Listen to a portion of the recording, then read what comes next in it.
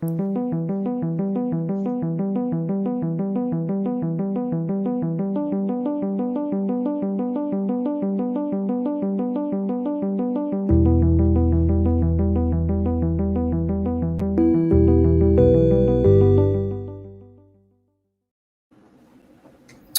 and welcome to Dash 28 Live. I'm your host Mike Atkins, and today we are bringing you a semifinal round match from the Quintessentially Quayle Cup between Thomas Bandur Aleksandersen and Tom Robinson. Hey guys, welcome. Thanks for being here. Good to see you as always. Joining me here to help commentate on the match, we got Joey Greek. Hey, John Quayle. And Britton Williams. Hey guys, thanks so much for attending.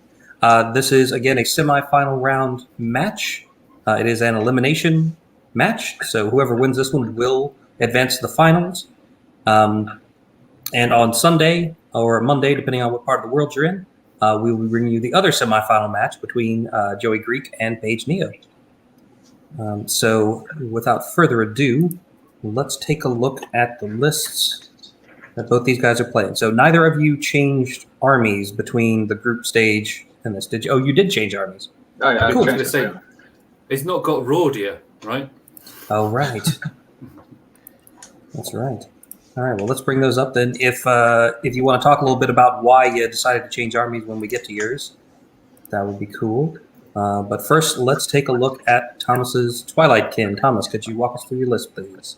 Yeah, I got a regiment of Impalers, a couple of regiments of Glade Stalkers, some Blade Dancer Neophytes, and Kronban Gargoyles, Kronban Horsemen.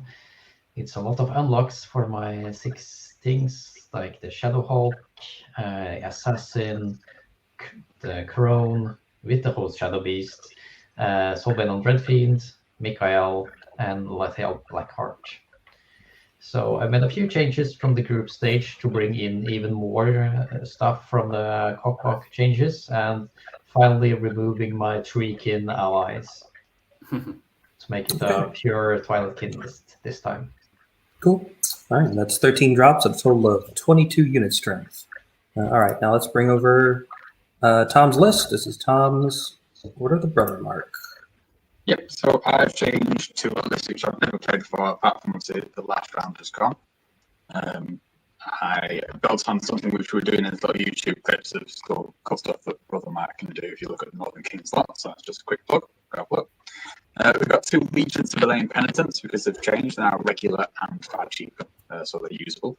We've got a Horde of Paladin Monster Slayers, which is a brand new unit with Healing Crew and 200 weapons, so these guys are a nice mix of beast stick and target.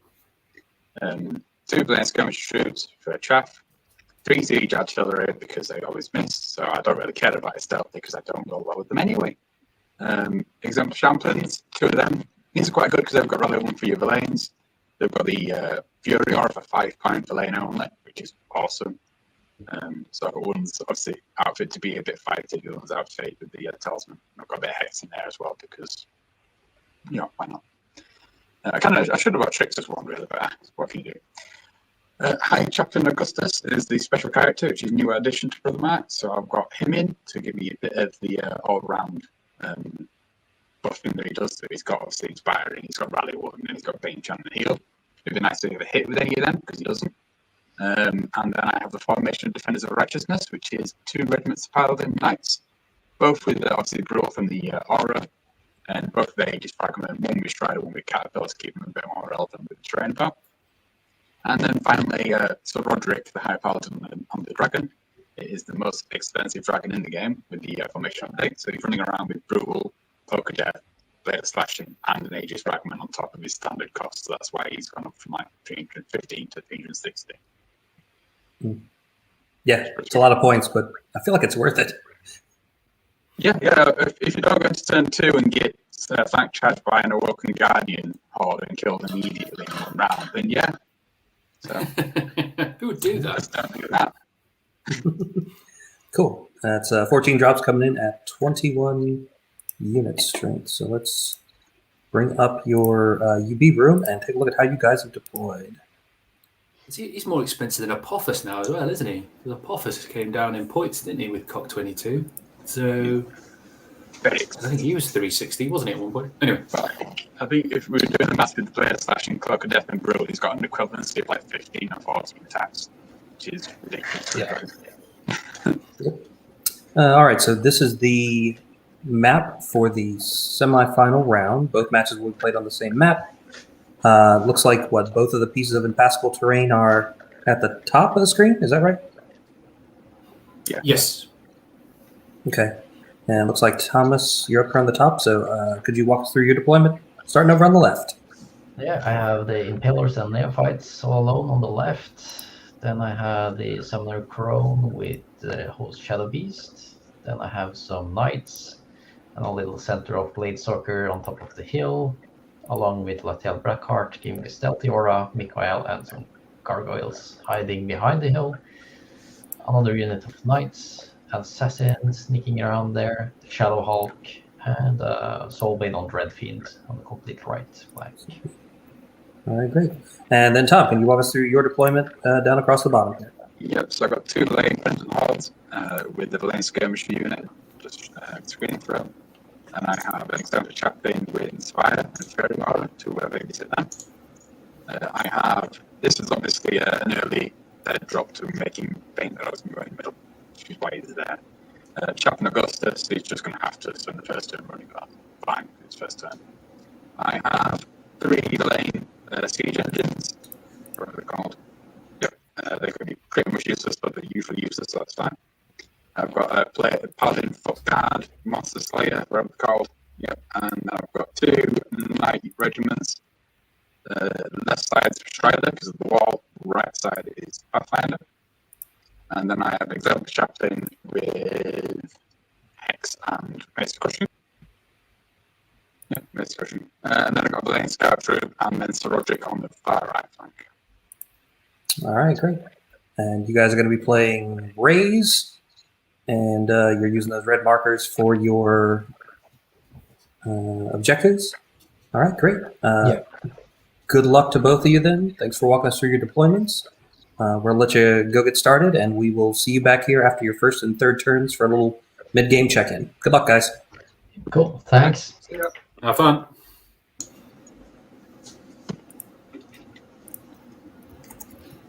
Right. Oh.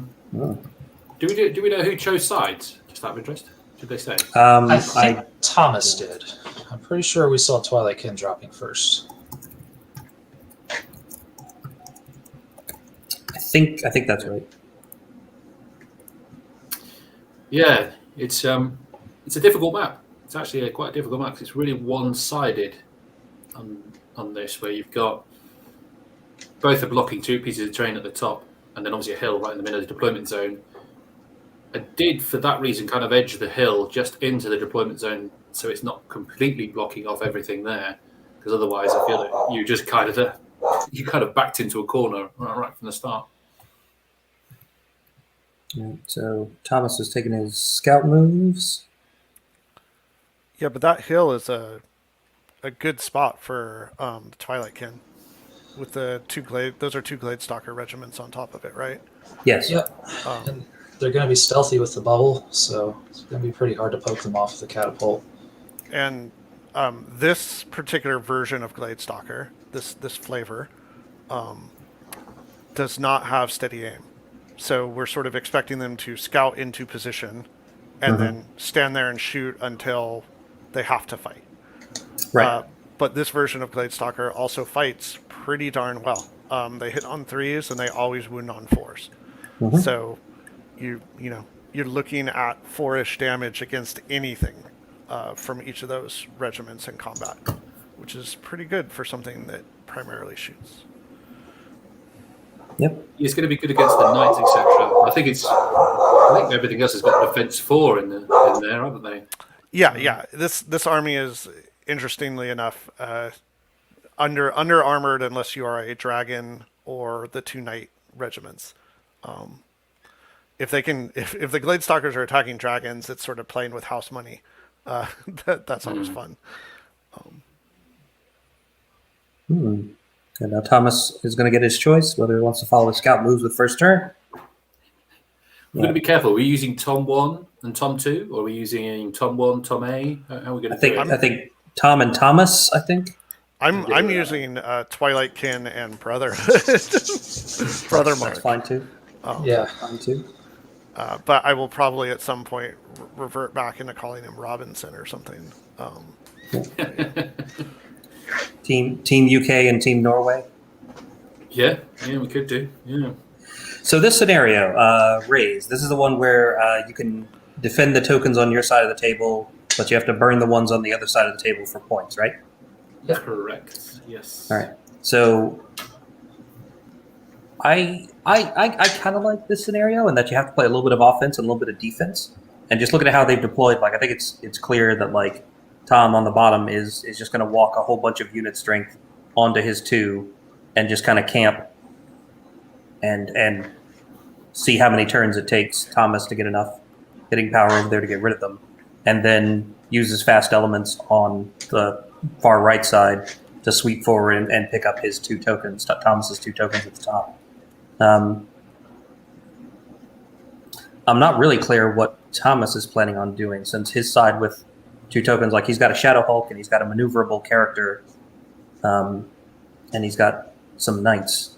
Is he planning on like more playing for the middle, do we think? Or What I'd imagine he's going to do is win the 2 on the left, and then aim to control the middle one, and that's going to give him 3. And if he gives Tom the 2 on his right, he wins by 1. So as long as he covers his left one and wins the middle, that's probably going to be his goal. But he's not committed a lot over onto the left-hand side, and those villain penitents are a massive block of nerve. They're like 24, 27. And if he starts to throw over the over Augustus over there as well, so they've got heal and he's got rally, he could be a nightmare to get rid of them, because they don't, they're not, I mean, they're 30 attacks hitting on a 5, but they are crush 1, so they could spike a hit roll and all of a sudden you're going, ooh, because what's he got going up there? Blade Dancers, or so it's Impalers and the the Blade Dancers, both of them. and the Neophytes, isn't it? Yeah. yeah, Now the one thing with Raise is you don't actually have to kill a unit if it's sitting on a token. You just have to have more unit strength. So those 2 units will out unit strength 1 Legion on their own. So if he just multi-charges onto the token and he's within 3 with both, he's going to pick it up regardless of the effect. yeah, he can pick up one of them that way. Right. But I think that's where Tom has been really clever, and he's put the units so that when they move forward, they'll get within 3. But if you double charge, the second unit's going to be too far on one side or the other. Yeah. But yeah, I mean, it's. Now the hard part is going to be protecting the left from the knights in the middle, because he's going to have to orient to both block that knight charge and actually screen. Yep. And I don't know that you can get within 3 of that token on the hill without being visible across the hill, right? Without breaking the plane of the hill with your unit and making yourself visible. Depends on where they've classified the hill. Yeah. If they've classified it being right on the edge, well, not right, just the kind of hard edge rather than the kind of like sandy kind of dune edge. Right.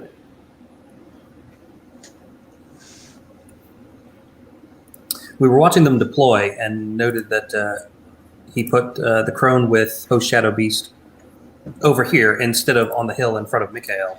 And we thought that like having the crone with Host Shadow Beast on the hill where she could see Mikhail pretty much wherever seemed like a more natural place to put her. Because I don't know if anybody watching has had a chance to play against Mikhail with Host Shadow Beast 10 backing him up, but it is terrifying. I mean, is it the real deal? It feels... Yes, okay. It's the real deal. Because it feels like teleporting Alona from V2. I was hoping it would be teleporting Alona from V2, but no, I think it's the real thing. Everyone was terrified of it, and then like 2 GTs happened, and all the people who took it were like, well, that was fun in 2 games. But I feel like the difference here is that Mikhail's pretty good already. Yeah. And the crone can do her job without running host. Yeah. Right. like it was already like I already felt like I was kind of cheating having like a vampire lord on horse who I could throw into just about any combat on one side of the table and who will reliably add 3 wounds. Mikhail can go 2 inches further and can reliably add like 6 wounds, unless things go off big time, and then he can add like 10 or 12. So like if you play it right, like it's going to be incredibly difficult to hunt that guy down and stop him because he's as fast or faster than any other duelist which is kind of what you want to hit him with, right? Is another duelist, but he's speed 18 on the horse, so like you kind of need a flying hero hunter, but then he's dash 16, so like you have to hit him really hard to kill him, or you're just going to shrug it off and kill whatever you hit him with on the counter charge. Yeah, it's rough. Or just leave and kill the thing you didn't want him to do the first time. Right. So. Yeah, I played against Thomas my first round at this event. And he did not run host 10, he ran host 6. And that was enough to consistently get Mikhail 18 to 20 attacks for 5 turns against my Night Stalkers. Now, I run a lot of monsters, so it's a very monster mash list, but he killed 5 units in 5 turns. Well, Mikhail alone killed 1,200 points. I think is it one of those things where when it works, it's amazing, but when it doesn't work, it's a lot of point spain doing something that doesn't do anything. I don't really think so, because I think Mikhail's going to do what he wants to do anyway. Yeah. And the Summoner Crown, if you're not in a position to host, is still got Drain Life 7. Like, it's still going to do its job. Yeah. It plays really well into matchups because both of them can be independent of each other. Yeah, it's very flexible. So when it not working is still Mikhail going in and probably doing 3 or 4 wounds in whatever combat you've thrown him into. And if you haven't decided to throw him in by himself, if he's charging in support of something else, then he's still done his job. He's still added a significant enough number of wounds that will probably tilt the combat in your favor. And he gets duelist against monsters and heroes, isn't it? What does he do? Monsters, Titans, Heroes. So anything not a unit unlock, pretty much. Yeah. And he's 6 attacks base. Yeah. Well, we'll see. I think this is also one of the ones we kind of the conversation we had in the last games as well. Having Hex in your bag somewhere is a good thing to have, and he snuck in Hex on one of these Paladin champions or chaplains, which the Paladin chaplain, which is available. Nobody really takes it in the Basilian list, but is available in the Brothermark list as well. Is a really sneaky 60-point hero with level 1. Hello. Not Hey, Thomas. this bit yet. That was fast. He had a man with a plan. Yep. Yeah, I had a plan for deployment. I'm not sure I'm that happy of how it turned out, but we'll see. All right, so we're playing Raise here. So you kind of have to defend some tokens and go after some tokens. Clearly, you've got 2 on your right side, and he's got 2 on his right side. So, are you planning on like defending your 2 and going after his 2 as people normally do in this scenario, or do you have something else in mind? I'll just have to see how it shakes down. Okay. We don't always have to have a plan. It's fine. It's fine. What did you not like about your setup? Was it because we were just looking at the wizard with the Shadow Beast being a little bit too far away from Mikhail? Yeah, he was in the centers, and she was sort of in the centers, so that's okay, I guess. And I don't think he will put the dragon in range of Mikhail just yet. I might regret her moving her on the hill. She might have been actually very useful to take out those penitents and give inspiring on the left. So I might even just drop the Shadow Beast part and just send her to the left. Blackheart could do that as well once my assassins start wailing on those siege artillery. So I think he actually has range now to the first one. So it's interesting to see if Tom will try to move his Knight's Forge to the left to protect them or not.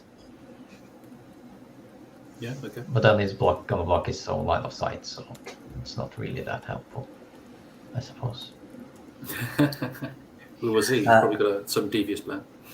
So you talked about Tom not moving the dragon in range of Mikhail. Is the dragon pretty much Mikhail's prime target in your mind? Yeah. Yeah, with his doubling his attack, and I really need to take out that dragon. It's going to be like that, yeah. Cool. I Right, don't great. have anything else to ask. Yeah, no, so far so good. All right, thanks, Thomas. Yeah, you're welcome, and I'll pop out and pop in Yep. to Sweet. Tom. Good luck, buddy. Oh. He sounds very confident.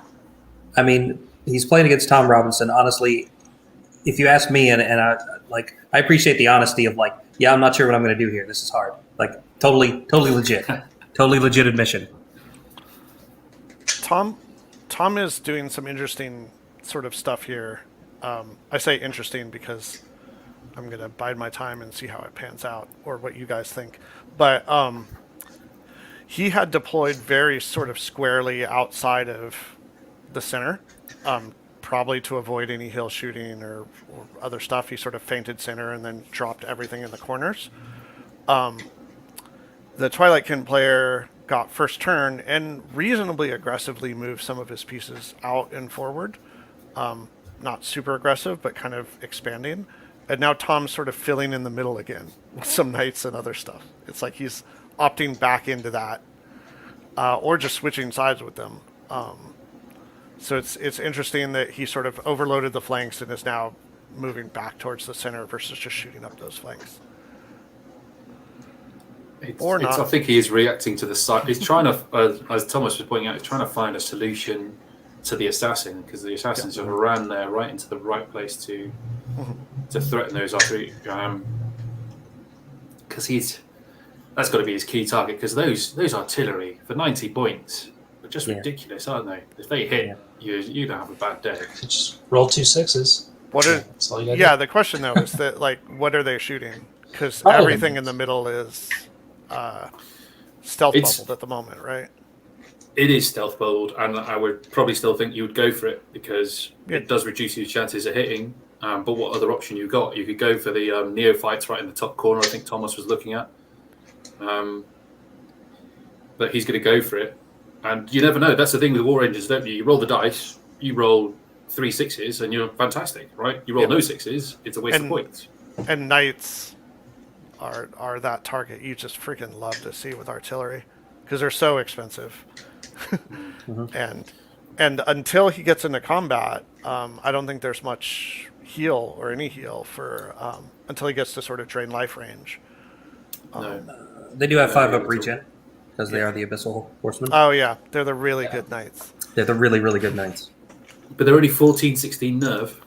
They are. So, and they can be wavered, and that would be terrible. I don't know about terrible, but frustrating, I think, probably the best word. Wavered on the turn when you really need them to do something brings. I mean, I don't do too much comparing of current Kings of War armies to old Warhammer armies, but this is the Dark Elf equivalent, and I have lost so many games playing as Dark Elves back in the day because my Cold One Knights went stupid on the turn I needed them to charge. So, yes. Having your Knights not be available on the only turn of the game when you really needed them can completely screw up your game. Because there was always that item, wasn't there? We're going to go totally off piece. We're not talking Kings of War anymore, but the old Warhammer Fantasy, you could buy a banner, which, I don't know, was drenched in blood or something, that the cold ones went. The cold ones went, you don't have to take that roll of dice on a 1, you'll become stupid and do nothing for an entire turn. Or wasn't it? There was a really complicated roll. You roll the 1, and then you had to roll on a stupidity table. They do stupid things like just wander forward gently right into the range of everybody else. You would always take that banner. Always take it. I guess it's kind of the equivalent of like now like always having a soul snare and a monolith in your army. But anyway. So he's doing a really ballsy knight move forward. Kind of inviting a double charge to the Shadow Hulk if it's an arc. Let's see. The one on the left. That's a fake piece, right? Yeah, that's just a piece to see where the Abyssal Wars will land. Okay. I didn't know where he got a 3rd regiment from, but that's really strong. That's really how he wins. Is he just I was keeps gonna sneaking say. in extra knight units.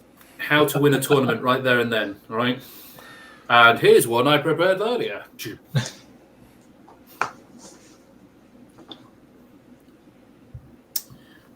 No, it's going to be. I mean, Tom's obviously taking a risk by taking this list in the first place and going for something very different to what he would normally do. I say that with a kind of pinch of salt. It's still very similar to his kind of Rordia list that we knew when we're used to, aren't we? Where you've got 3 war engines, basically trying to put in zone denial. You've got some cavalry and a monster to try and add to the threat range. Maybe slightly different, taking the penitents, which are cheap. So he's got 2 hordes of penitents, maybe rather than say 1 horde of elite units. So it is different, but similar to what he's used to using. Yeah, structurally it's a similar army. Yeah. Those are legions of penitents. Yeah. Just to They are. confirm. They're the big boys. 27 nerve is a lot of nerve to get through. It is. He's got rally 1 on his Valains. So the Valains are 10-12. At least the ones on the left are. So pretty reasonable odds for Gladestalkers to waver. Maybe he gets a kill. Not really sure what Thomas is going to do to react to that left side. But the other question is, does he care if the skirmishers charge the knights? They're only Thunderous One hitting a 4-7 attacks, aren't they? Those guys. Yeah. I remember. I mean, what you're talking about? What 3.5 points of damage, really, on the charge and the flank? Yeah. So it looks like he drain did life put one of back his. as well. Yeah, it looks like he did put one of his chaplains into the assassin. Yeah, this is the beauty of the multi-role chaplain, isn't it? Is that you can just throw them into stuff to block up. Not think he'll block up from there, though, will he? He's not really stopping the assassin. All right, moving on to shooting.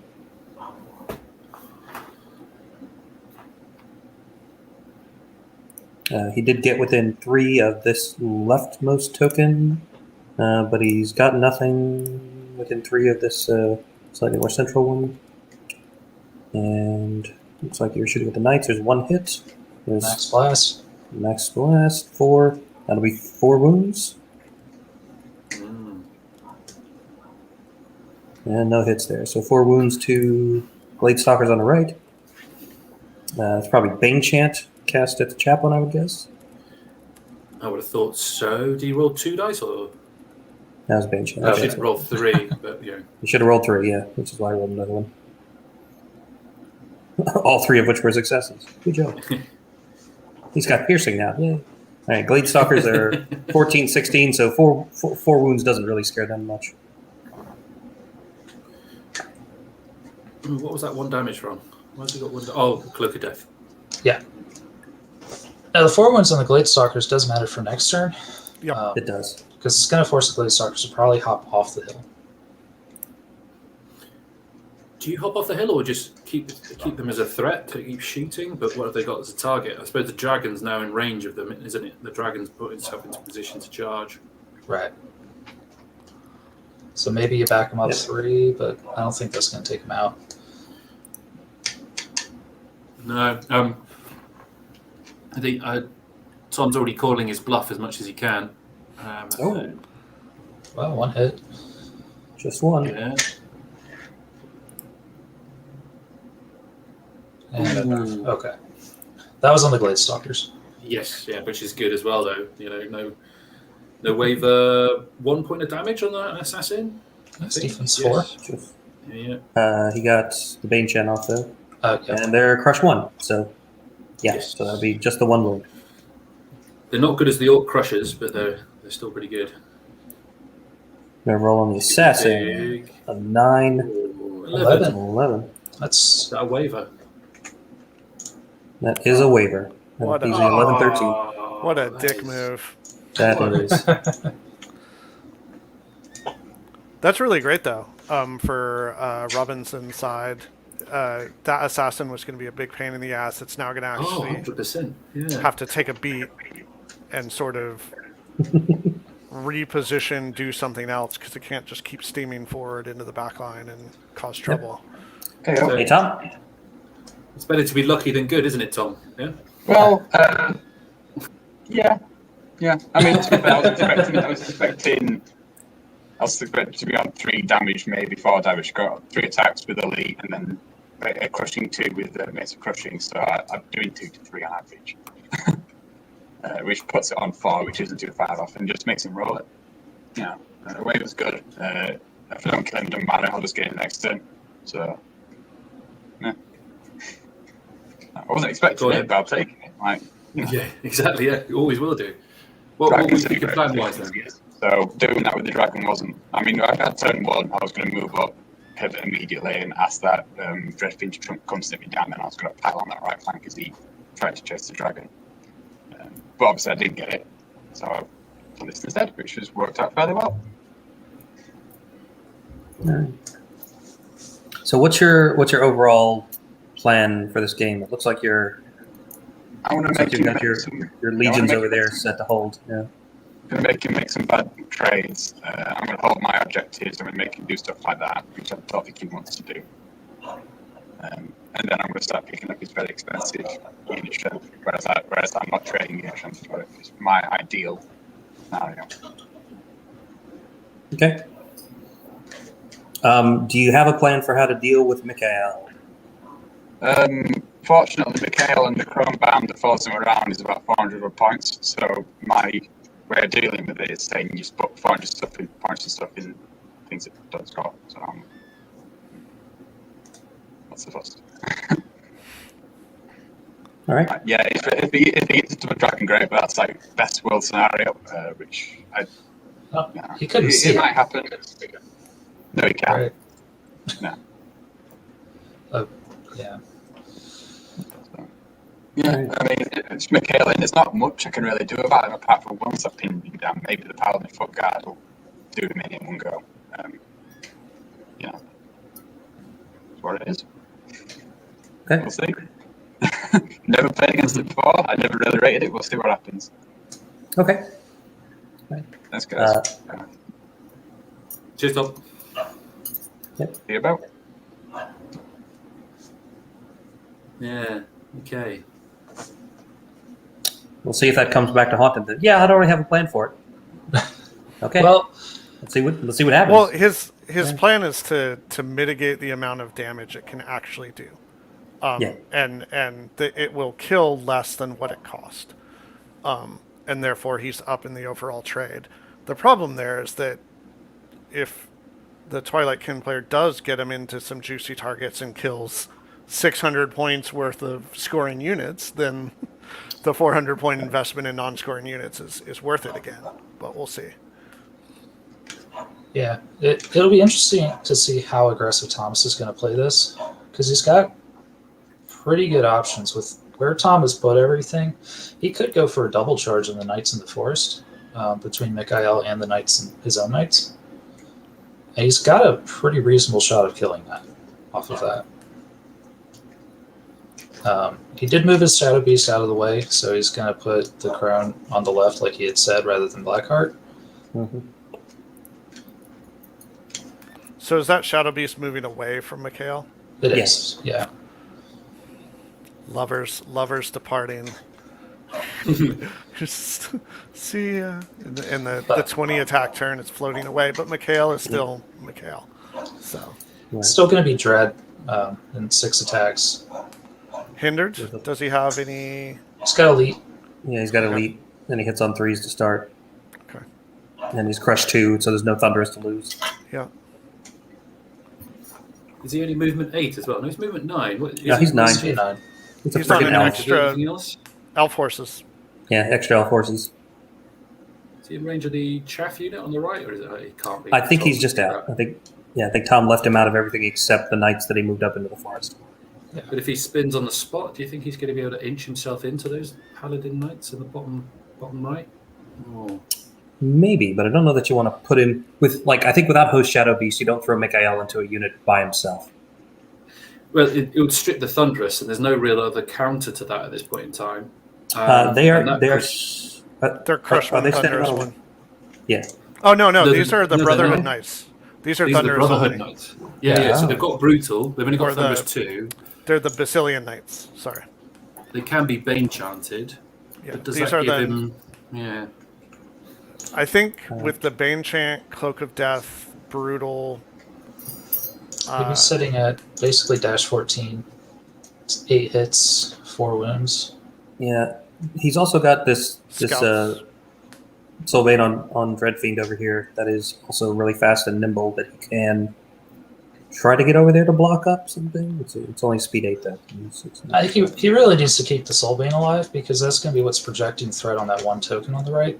Because that 1 unit strength is going to hold 1 unit on that spot for the entirety of the game.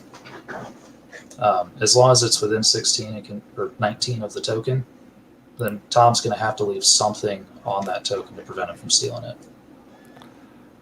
And those Soulbanes on Dreadfiends are an amazing unit with the Clash of Kings pack. They're sort of everything you want in that footprint. They're fast, they're nimble, they hit reasonably hard, they're stealthy, so they're really hard to just sort of knock out. They're great. If I see a Twilight Kin army without at least one, that player's probably messing up in my book. And they're even better in multiples. So. Oh dear. So where are those Paladin Knights projecting to from inside the wood? Are they covering quite a lot? Yeah. Okay. So they've got the Shadow Hulk, no Mikael, and the Knights. Yep. And they got J boots, so they can make 1 Valiant charge over that wall. For night on night violence. Yep. I mean, with the Brutal, they've got a half decent shot of picking them up, haven't they? Not an easy one. I don't know. I've used Paladin Knights a lot. Everybody's used Knight units, haven't they? And the one time you need them to do really well, they hit like 3 times, and you're like, God damn it. Right. There's only one way they work: 6 hits or 14. No in betweens. Right, and these don't have elite or anything. They've just got the brutal going for them.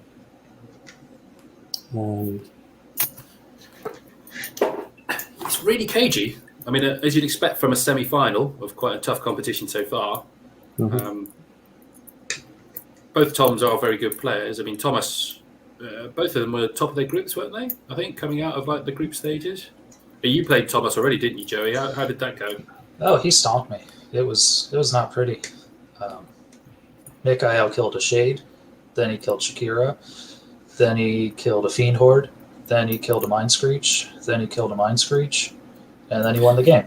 It's pretty simple.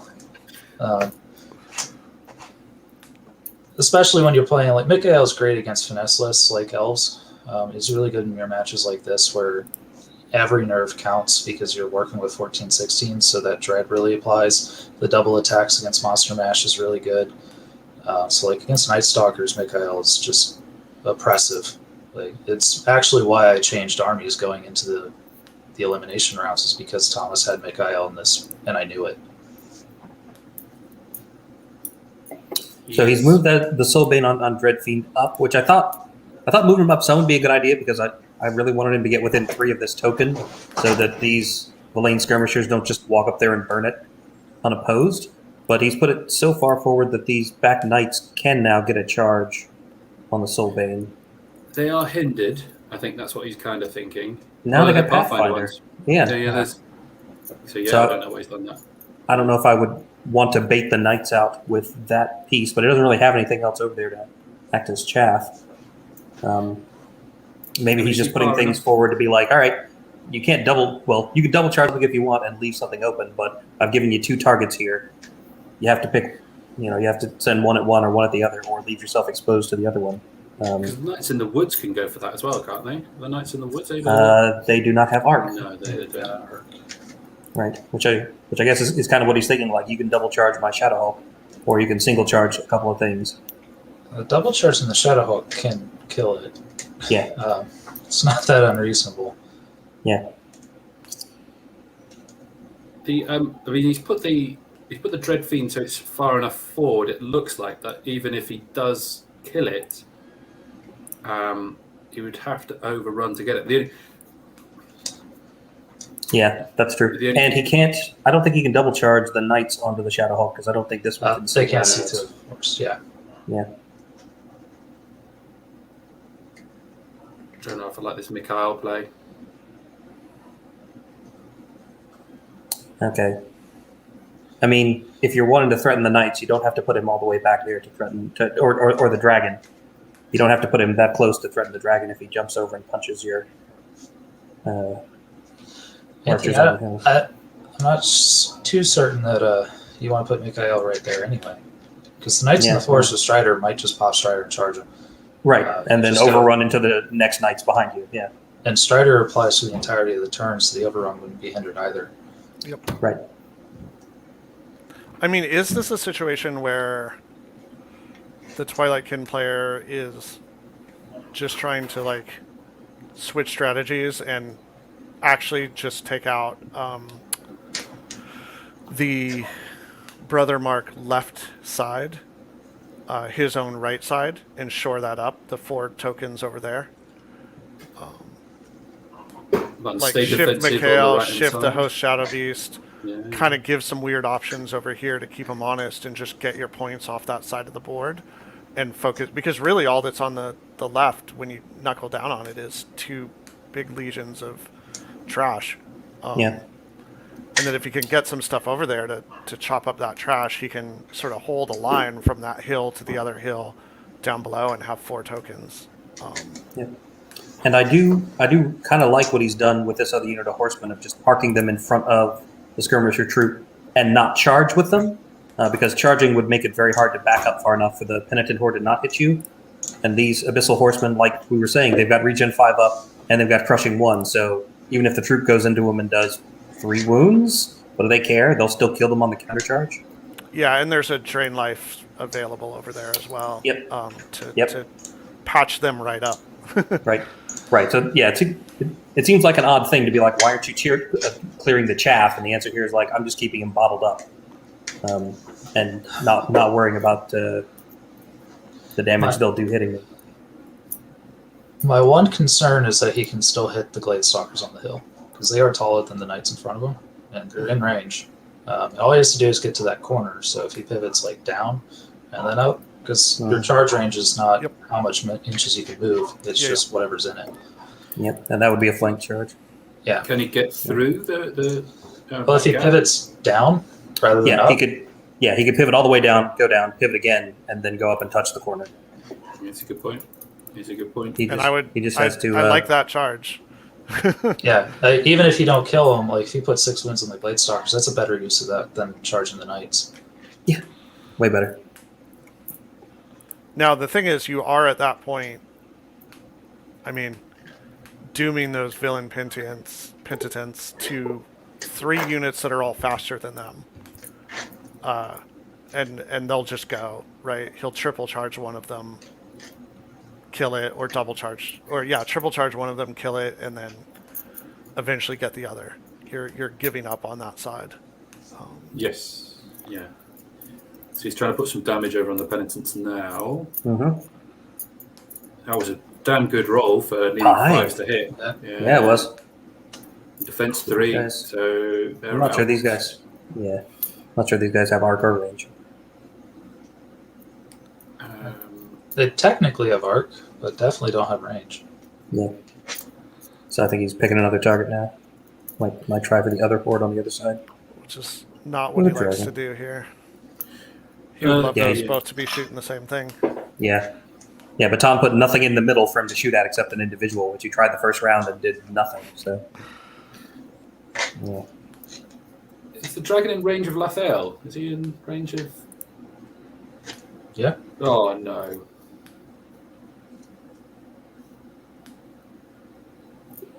Yeah, but I think I think Thomas might, at this point, be like, if his dragon wants to charge literally anything on this hill and kill it, fine. Then Mikhail will kill the dragon, and that's worth the trade. Possibly. I don't know that I would trade Lithiel for it. Like, I would have hit her behind the unit, but... Maybe if he just rolls boxcars. It's that simple. It's just that simple. 3 damage on the dragon's not bad. The dragon's not bad. 7 rolls, yep. No big deal there. His Aegis fragment now, yep, so he's only down to 1 damage. That's Seems like a manageable. good time for it. And there are no combats, it looks like. So, over to Thomas. I do like the switch over to the left-hand side, but then I don't understand the Dreadfiend moving forward. I mean, unless the Pathfinder Knights could have gone a full 16 and taken a token. I don't know if they could go full 16 and take a token. Not if they went straight. I don't think That's so. what I mean. That's the only way they could do it. But if they can't do it going straight, then no. I think at that point, if you allow that full 16 to take the token, you just say the Shadowhawk's going to flank them, right? You just put the Shadowhawk in a position to take advantage of it. All right, bottom of turn 2. Thomas has played a very reserved game. He's taking his time. He's not rushing in, which is good. I'd be surprised if Tom. Oh, Tom's kicked himself out of the game. Tom conceded. Thomas wins. Yeah, that's it. Tom did warn us that he was having some connectivity issues earlier today, and that if he dropped off suddenly, it's probably because his internet went out. Hopefully, he'll be back soon. He has got Tom Robinson has got a lot of points in about a 16-inch square in the bottom right-hand corner of his board. There, it's going to be interesting how he works himself out of that. I mean, a lot of it is knights and a dragon, so he can work himself out in a series of charges in like 1 turn.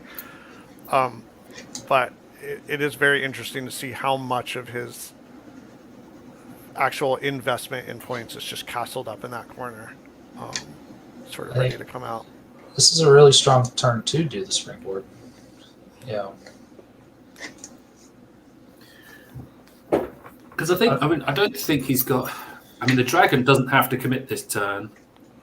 No, the dragon can just kill the assassin if you really wanted it to.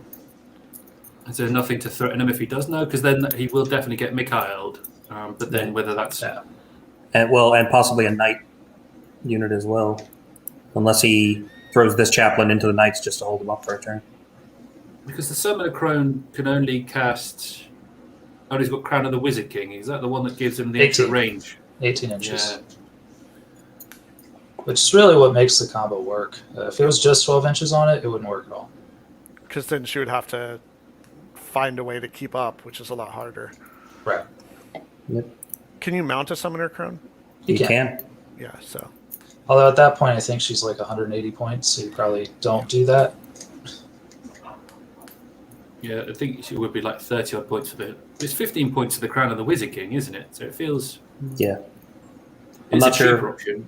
But by what, 5 points? It's cheaper. But you get an extra 6-inch range, whereas a horse only gives you an extra 3-inch range. But it does give you a lot more maneuverability. Yeah. One thing I get and gives you 1 more height, so you can see over infantry to cast. But also then makes you a target for things like but he's height. Hector. He's tall enough for that. So. Oh, that's true. That's true. He's already height 3.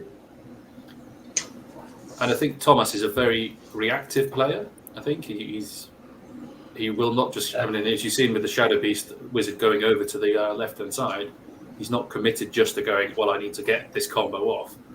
He knows he's clever enough to think. I just got to make the most of these units for the role I need them to do. If I'm going to be honest, Thomas might just be missing his tree herder right now. Missing the Wilt Father. Yeah.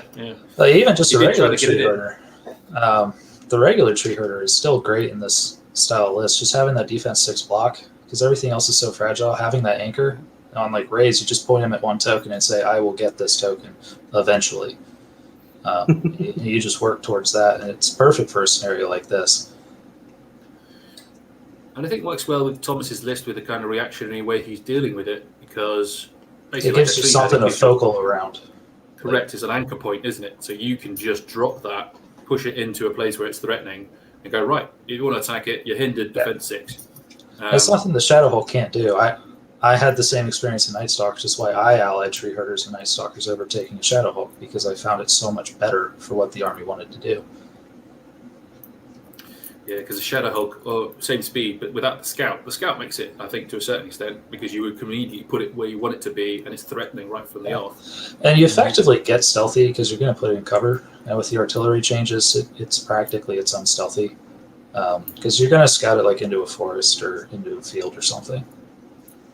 Ideally, I think we need to make like woods so they're not always in the middle of the board, so you can jump in with your scout. I think that needs to be changed. We need to make some maps where they're kind of more in the corners or something, just so it doesn't always happen to be the prime target for scouting shambling shenanigans.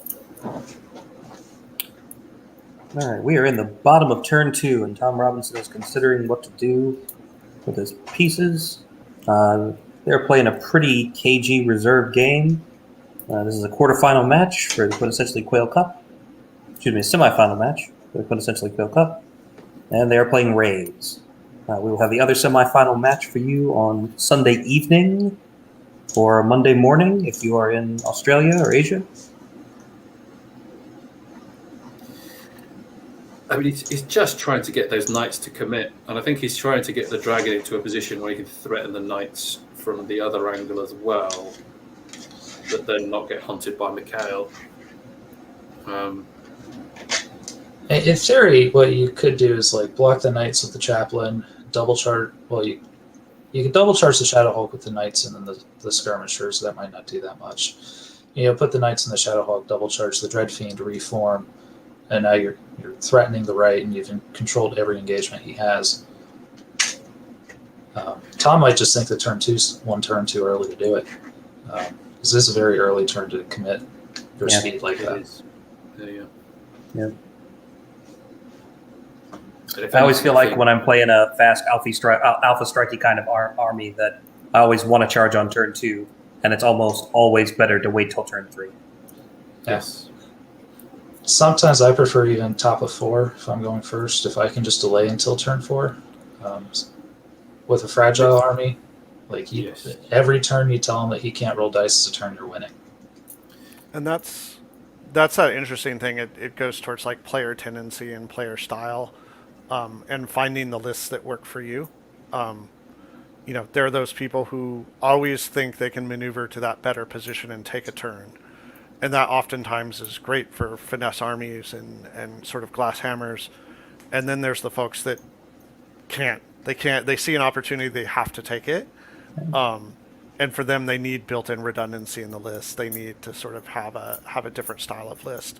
So it's about kind of playing to your own personality type, and picking armies that play well with that. Or else you'll always be sort of fighting the natural tendencies of the army. Like the army wants to wait a turn, and you're sending stuff in on sketchy charges because that's how you like to play. Mm-hmm. So. Tom's trying to sneak these skirmishers past. Yep. He could probably do it. My thought is that, what did he have the line in the first place? If he did, that's really well set up. Well, he didn't know where the Dread Fiend was going to go.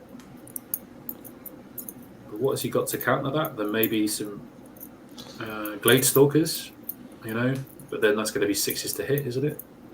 No, depends on what cover he's going to give them, but It'd be 5s if he just reforms, right? Yeah, it'll be 5s. They hit on 4s. But it depends. He's not going to move the cavalry too far, I don't think. But then I suppose, you might push them forward where the Shadow Hulk is. Yeah.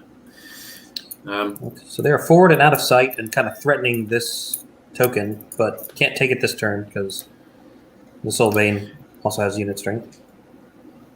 Yeah, and the other token's now open, so right. You can possibly jump on the other token as well. If he can, and get rid of the Lane skirmishers, so it's not just a straight up 1 point for both of us, Yes, that's a big ask, though. That is a big ask, I have to say. And if you're committing Mikhail to get rid of a Lane skirmisher troop, like in turn 3, yeah, Tom's winning. You're right. Tom is winning that one. Yeah. Mikhail is going to have to get into combat probably this turn. You don't spend this many points on him to have 1 or 2 turns of combat. Is it a necessity, or as you say, is it better waiting until the right moment? Because the longer that he keeps him at bay, and the more he can push the left-hand side, the better. Because I think if Thomas can push the left-hand side, I think it might be easier for him to grab those 2 tokens than it will at the moment for Tom to grab the ones on the right. But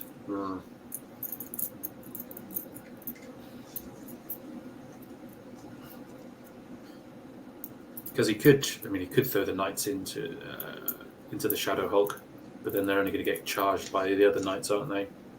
Right. So if you're going to commit, I think you have to charge the Shadow Hulk, double charge the Dread Fiend to kill it, make sure it's gone. You get your token this turn then, and the Chaplain is going to suicide in front of the knights to prevent that move. Yeah. And then your assumption is just you've got such a good position, you can deal with the knights and deal with Mikhail on his own. Yeah, I mean, even if you don't double charge the Dread Fiend and just put the skirmishes in the way of the Shadow Hulk, just so that if you do kill the Dread Fiend, then you can reform or overrun and take the token in that turn. Yeah, the tricky part's the Dread Fiend can see over the knights. So if you miss it, you don't get the waiver. You just got a lot of flank opportunities. Yeah. Or you can just go around and grab the token anyway.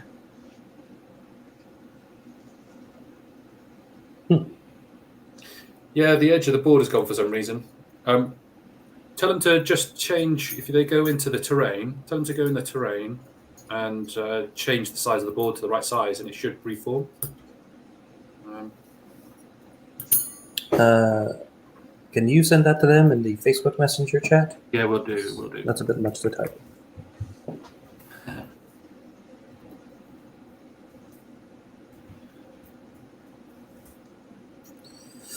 Yeah, the knights poking in the forest do just barely have arc on the Sylvain on Dreadfiend. You might have moved them. I thought it was out of arc when we checked on Thomas's turn. Yeah.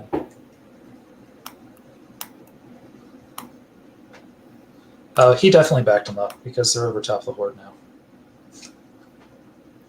That's it. Yeah. Again, how do you win tournaments? You can double-decker your units. That's what you do. Was that the Lego movie, wasn't it? When he kept making, all he could do was like a double-decker sofa, right? And that was the only thing he could make. Double-decker spaceship. Interesting. Okay, so Chaplain Augustus has gone in on the assassin. Is he just as good as another Chaplain, is he, in combat? Yeah, 4 attacks. So I think he has 1 extra. Yeah. Yeah, he's got 1 extra if he's got 4, yeah. Hits on 3s with crushing and elite. Those exemplar chaplains, getting elite melee doesn't sound like much, but it makes them really reliable. You don't get those as part of the Basilian ones. Mm.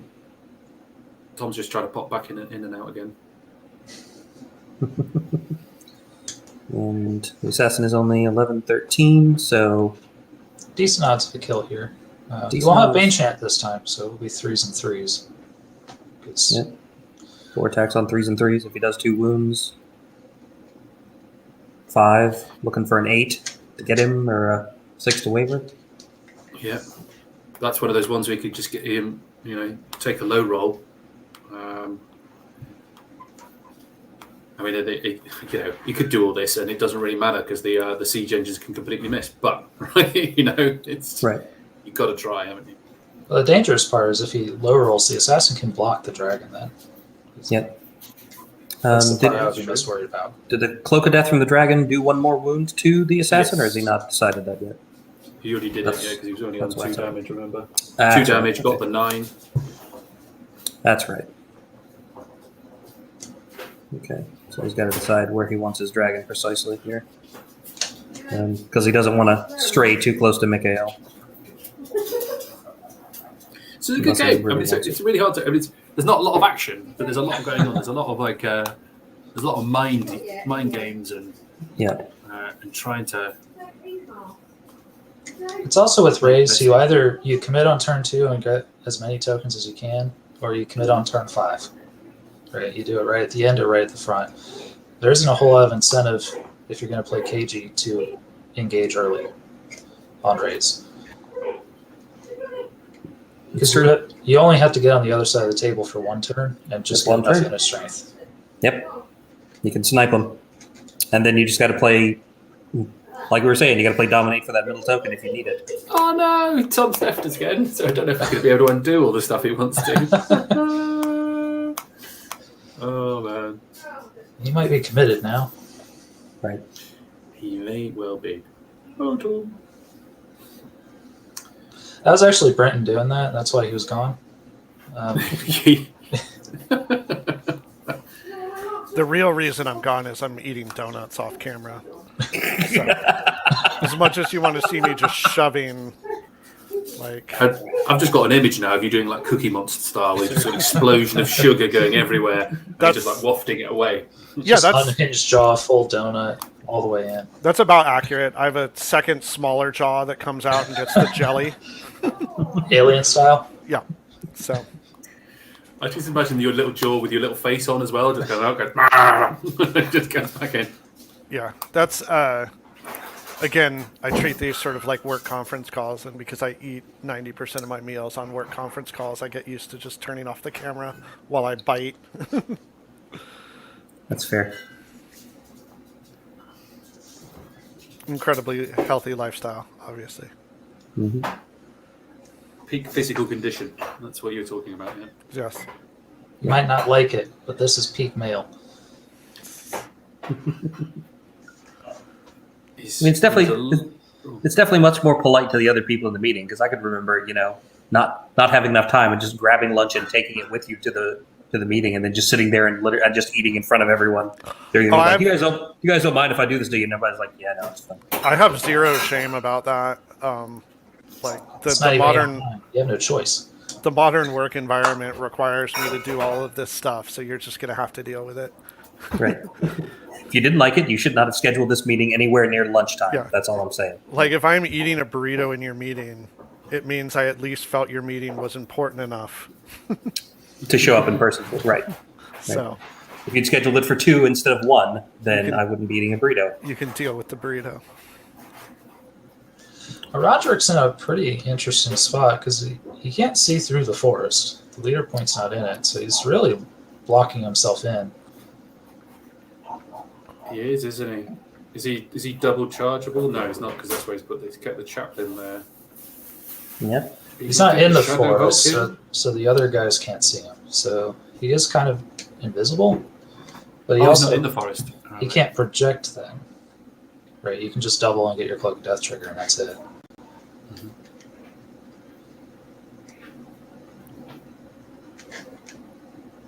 I mean, Tom's dropping in and out of internet activity. He's gone on. It's just made it very hard for him to do this turn.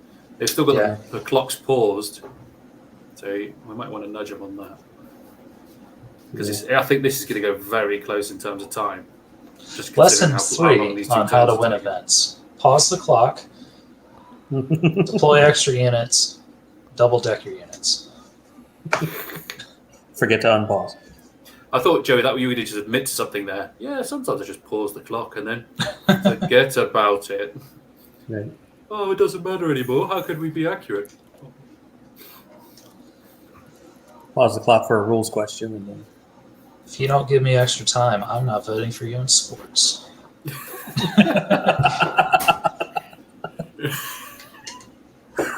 Just bribery. Right. Plain old bribery. We can come to a mutual arrangement on this. Dash 28 does not condone any of these tactics. There are other tactics available on the market. Right. We have many articles regarding good sportsmanship. I would refer everyone to any of those. Yeah. None of which are written by Joey, apparently. He's like, hey, look at my sports scores. Isn't this a bit like where I go for a run and then, then I can have a donut, for example, right? It's the same with Joe. You've probably written all the nice sportsmanship ones, and these are the things you can also do, right? Yeah. So I wrote the other article. The dark legit. arts. Mm-hmm.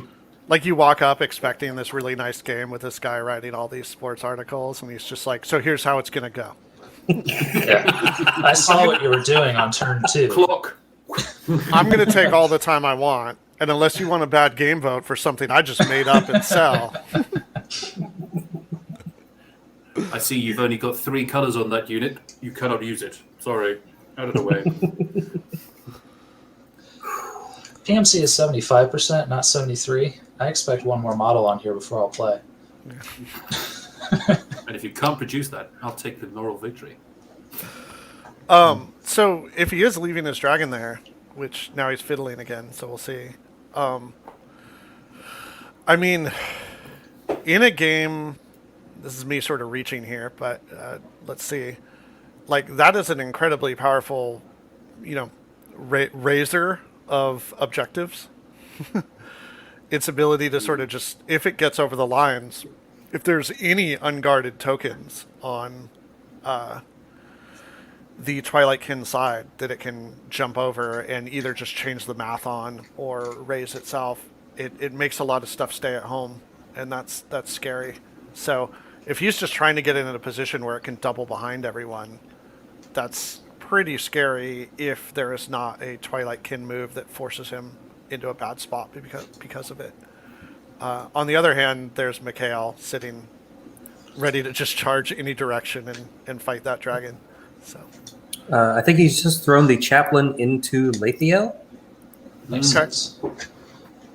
The interesting thing with Raise is you can throw away a 360-point dragon. If it burns a token, that's worth it in Raise a lot of the time. Because the margin of victory is so small in here, that getting one token and suiciding 400 points can very easily be worth it on turn 5. And it is a nimble dragon, so it does get a pivot before it flies 20. Yeah, that is true. This is a single elimination bracket. I mean, they have to win by 1. What? Shooting? What? I think Tom's just having a small heart attack after all that moving around and stuff. He has spent... I think it's probably the most time I've ever seen Tom spend on a turn. Ooh. Oh, Max that dice. one catapult is still maxing out. That'll be 3 wounds on the far knights on the left from the first one. That's another That'll hit. be another hit. That'll be 2. More. Just 1, I think. 2 more. Okay. It is Pierce 3, I believe. It is Pierce 3. Pierce okay. 3 that And kills Thermal's you, not yeah. hit. So that's 5. They're 14, 16, so he'll need a 9 to wave there. Didn't get it. And 8, because they're shattering as well, aren't they? They are not. I don't think they're shattering now. I think it's the other one, the cannon, gets shattered. Yeah. Yes, that was it. All right, close combats. It's going to be... it's because gunpowder is scary and giant rocks from the sky are less scary. Yeah. You can see No him boom. flying. No big boom. I don't know, Alright, I've seen so this a real life trebuchet fire, and I think they're pretty damn scary, right? Yeah, I'm not going to engage. Like, they're not an anti-troop weapon, though. No, let's be honest. They are in that's Lord very of the true. Rings, so it counts here. Like you have these elite, stealthy, like scouting, sneaky, like dark elves, and you're like, I'll hit them with my trebuchet, and it's working. It's not just that; they're able to really accurately, basically, switch from shooting at those glade stalkers to the left hand side. Because a trebuchet, obviously, you could just pivot slightly. It doesn't take much to do that, does it? You know? We'll so there's hit a moving cavalry unit with this rock. Yeah. Yes. Triumphs of medieval mathematics, geometry, and engineering. All right, that's going to be 3 wounds on Lathiel, but still needing 12 to get her, and a 3 roll will... Not too much of anything other than, well, that takes Drain Life 7 and Fireball 10 out for next turn. Yeah, it does. I mean, it's kind of just a chaos agent. Did it get much else? Because the stealthy is still up. Yeah. Oh, that's a 9. After a 10. That gets the assassin, so that is going to be first Poor blood. guy. Did he get a 9 and a 10? Jeez, He did. To be lucky than good, right? Blinking heck. I love the storyline there where this assassin's been like commando belly crawling across the sand, sneaking through trees, his target in sight, and then these just pair of dudes walk up and punch him Right. dead. One dude just rides by on a horse and like smacks him with a mace and keeps going, and he's like, "Where the fuck did that guy go?" Yeah. And the chaplain like runs out of nowhere and stabs it. You shall repent. the assassin sort of forward intelligence was off. It's like, I don't know, those things are just being guarded by a couple priests. It's like, oh, these priests fight. These priests fight. D&D clerics actually Right. over here. They're freaking D&D clerics. What's up? That ought to bring us to the end of Tom's second turn. Yep. So cagey. It is really cagey. So very cagey. So what's going to happen over the left-hand side here? So now the dust has settled, what do you think Thomas is going to do about these villains, penitents? Is he in range at all to charge with those neophytes? Tom has left the game again. I think the most important thing is where the 5-1 Legion, what the range on that's going to be. Because wherever that 10 is pretty valuable. Because he's got to take out these what are they called, the actual skirmishers. Right. And I suppose it's the best option is the cavalry going in, and he's got to cover himself, hasn't he, when he goes in for it. Now, he might want to go ahead and put the neophytes in the flank just moving forward. Because if he gets a 1-inch backup, he might be out. I don't think he wants to get shot by siege artillery again, though, either. Although I can't see over the hill. But if Tom gets a shot on them, that would be pretty impressive. I'm talking about so you think you put the neophytes horsemen in as well as the horsemen? Right. Seeing how that looks. I don't know if you need to, but you might take advantage of the movement and push them outside of the forest that way. Then he's only going to get charged by the penitents, isn't he? I think that's the only concern he's got. Hindered. Maybe. It's just with that 30 attacks. You just don't know, do you? Sometimes they'll just roll a bucket load of 6s. They'll just pick up those knights. And he could probably, if he does that, he could probably use the chaplain to avoid hindering, because the chaplain could just move into a position where it stops him actually being able to having to go through the woods. Maybe. Yeah. 10 hits with a cheeky Bane chant, maybe. He hasn't got any Bane chant over there. Bane chant's by the dragon. Yeah. Boo. There's definitely a lot of choices though. Like, if it was me, I would probably just back up the knights here. Take the regen, just back up the 5 wounds, and keep the threat range. I think he can fly. I think he can fly the gargoyles over to block the penitent horde. But I think Joey's onto the right point in there. Is just keep them out of range of those. Hey, Tom. You had fun in that turn, didn't you? Is it turn 2 or turn 3? It's turn 3, I mean, isn't it? Turn 3. Turn 3, yeah. Yeah. I've spent that too long fucking about with you and me that I've got no idea what's going on. I feel your pain. We just saw you going in and out, and it's like, and then dragon, I'm gonna. Anyway, since I'm here a turn early, apparently I'll bugger off and just say hi and bye, I guess. Right. Yeah. Hi, bye. See you in a bit. Oh, forgot to tell him about the changing the size of the board. Doesn't matter. Anyway. Yeah, I think he might have enough speed to get the gargoyles behind the lane skirmisher troop to block the penitent horde charging next turn if he wanted to. He'd land in the woods as well, though. Would he land in the woods when he does that? So that would be a no. Maybe. He could just land and give him a flank anyway. Yeah. You could do it that way. Right, like it doesn't matter whether you hit gargoyles in the front or the flank. With that many attacks, you're going to kill him anyway. The only thought is if he has to turn at any point in the process, he might end up being too close to everything by the end. But yeah, sure. I think Joey's onto the right idea, though. If you can back off the horsemen enough to get them out of 10, although it's going to be dicey, isn't it? I mean, how far away are they at the moment? 7? 4 inches backwards? 7, yeah. I don't think 4 inches backwards is going to save. 4 inches sideways would probably do it. But do you want to move 4 inches sideways with the knights? I suppose it doesn't make a difference, actually, if they move 4 inches sideways. No, but it would probably be the first thing I would check. Because you do have the flank charge, and I would expect that. Are those the impalers or the neophytes? Neophytes. Okay, so that's what, 30 attacks, 4s and 4s? Yeah. Yeah. with I elite. do like the neophytes 24 being- attacks. They're only 12. I thought they were 15. Yeah, 12 attacks with elite.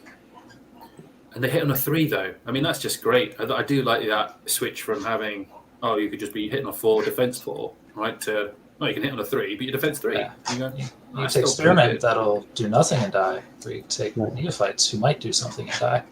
Yes, yeah. And the skirmishers are defense 4, so it'd be 4s and 4s. Somebody takes hammer and measured force, and we go, wow, we're just now all round better, right? You know. And still 20 points cheaper in a horde.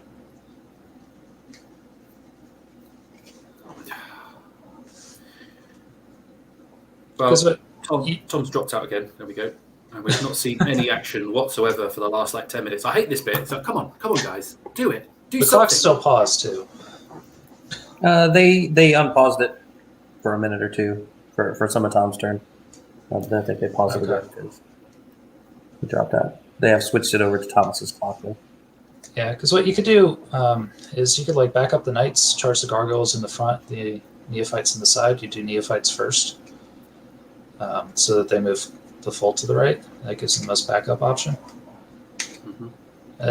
You clear the forest. You still have the gargoyles in position to block, and then the knights are still 100% in the game. That's the important thing at the end of the day, isn't it? Make sure that the knights at least get one charge. Yeah, one charge you want, not a charge like this. And they'll regen a couple of those, and you've got drain life there, so you can drain life the skirmishers to get another point or two back. They should be full or only have one wound at the end of this turn. He would be good to probably, if he's going to do that, to possibly protect the sorcerer from being hit by the paladin chaplain again. And this is the only other thing, is that the paladin chaplain at a push could ground the knights as well. So he's got to be wary that the knights don't give him a front. So the chaplain just sneaks himself in, laughing maniacally. Because he doesn't need the thunderous against the penitent. Yeah. Right.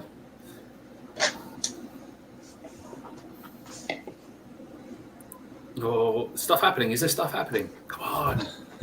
Stuff happen. Clocks are running again.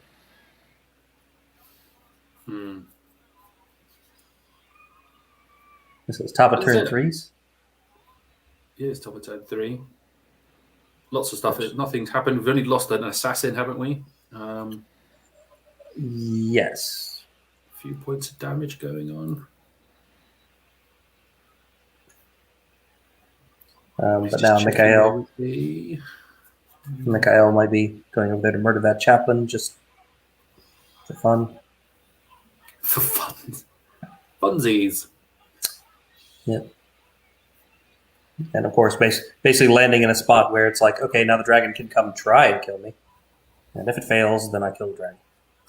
I don't know if I like that, though, because he's only nerve 15, isn't he? Something like that. Dash 16. Is he dash 16? Mikhail? Yeah, he's dash 16. And the dragon, 10 attacks. No elite, though, does it? It doesn't have any elite, but it's going to have a point of damage from the Cloak of Death. It does have Blade of So that's Slashing, 2. so yeah. So I get to reroll 1 miss. So I figure 8 hits, probably.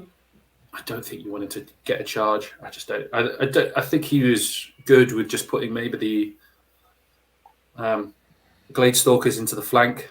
Yeah, you could use Mikhail to clear the lane skirmishers and just get rid of the chaplain with the Glade Stalkers. I'd actually be tempted to put both units in, because what's the other unit going to do? Oh, maybe the other unit maybe chip a little bit more on the villain penitents down on the left-hand side. I don't know why he wants to keep throwing in Mikhail.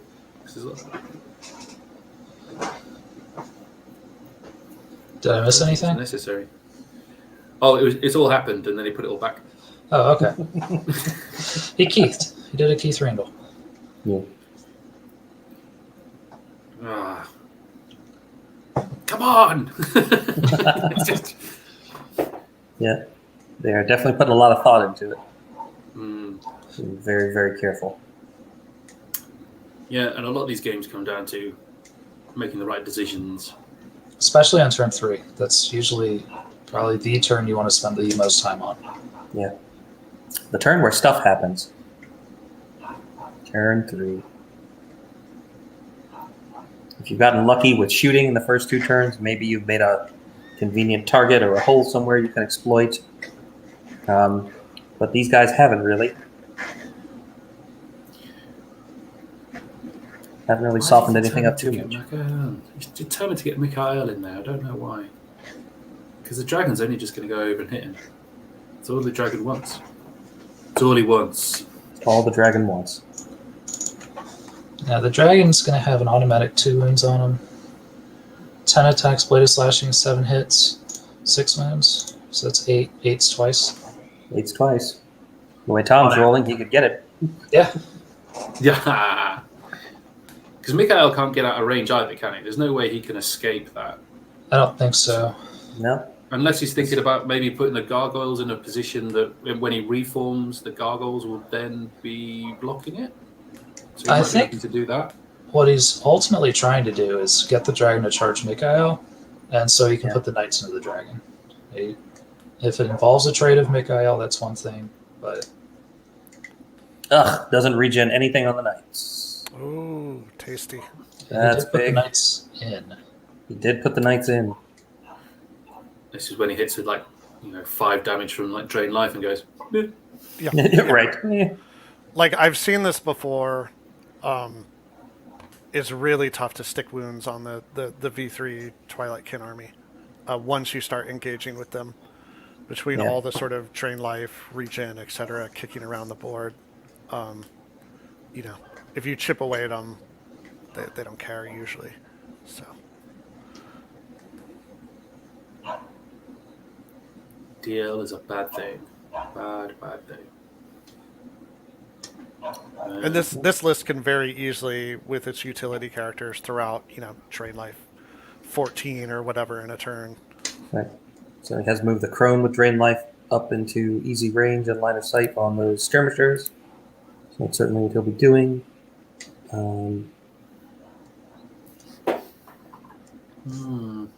Did he put these Glade Stalkers into the chaplain as well? No, all he did is he turned them so that Mikhail could get a charge like that. So I don't know what he's trying to achieve by doing it. Maybe you ask him when he comes in. Maybe. You might just offer the flank and say, if you take it, take it. Take it. You can flank Glade Stalkers, or you can kill Mikhail, or try to kill Mikhail. Which do you want? He can now shoot the Legion with them. Yeah. I mean, it's one of those things. It Can he is though? such a big gamble. Yeah. He's on the hill, so you can see over it. 12, 15. Doesn't the character... Oh, individual No. doesn't block line of sight. Yeah, he's... Yep. Never blocks line of sight. Oh, hang on. Too much had happened. They're trying to go back to turn 2. I don't know what they're doing.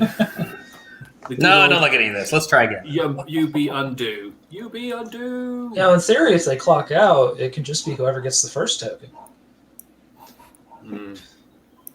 What I hate a little bit about this tactic in terms of actually using, I could totally appreciate you want to get the right thing. You're going to take some time to think about it. But it's like I think we were watching Jesse Bill Beers thing. So he does all this, and then he goes through the shooting and the combat at such a speed. We're going, oh, what's going? Somebody over there is taking some. Oh, damn it! I don't even know what's happened. It also you go through this multiple iterations of commenting on a strategy that never actually happens. Yeah. You're like, oh, this is really this, and he's gonna go over here, and that could work. Oh no, never mind. They're not doing any of that. Try to get archers and Mikhail in. Okay. Yeah. Well, can't you just do that by the archers would charge first? He would align in the flank. The chaplain should just align straight to the archers, and Mikhail just goes forward. Because the archers shouldn't move at all. Well, what would happen is that the archers would actually hit the actual, because where they are, the most direct route is just go straight forward. So then that means that the chaplain then slides across. No, the chaplain doesn't slide across, but the chaplain turns. They slide across, and there's no space for Mikhail now. But now he's in the rear. No, he can go in because he's now in the So you rear. declare him second. Yeah, correct. So he just ends up in the rear. I don't know why think that's how it Mikhail in works. there, though. I don't think why he needs Was to he- make Ireland. We can see from there Was he he's in fine. was he in the rear to begin with? Because I guess he can't charge another facing. He was in the Why can't he side charge to another faces? begin Yeah. with. Then he's got to end up in the flank. Yeah, that's not going to work then. No, it doesn't have to. Does he have to end up in the flank? I thought I think since so. he's now positioned, you don't declare two different arcs at the same time. You do different arcs at different times. But they started in the same arc, and it's just the quirk that the individual turns to you that puts them in a different arc. So at the time when you declare all the charges before you move them all, they're both in the flank. They have to both end up in the flank, even though the individual is going to turn, right? But that's my. I don't know if that's right or not because you declare all the charges in the same arc at the same time, but you don't do it for different flanks. So if he doesn't declare a simultaneous charge, he just goes, right, I'm going to send the archers in. Now I'm going to send the other guys into the flank. He could do it that way, but it depends on how it's actually worded in the rule book, and I don't know. I'm going to have a look. Yeah, I don't know either. I thought you declared all of the charges on a single target at the same time, and then kind of moved them in whatever order you wanted. So But they all still had to end up in the right place. all units charging must be given a simultaneous order to charge. Each one is then moved one at a time.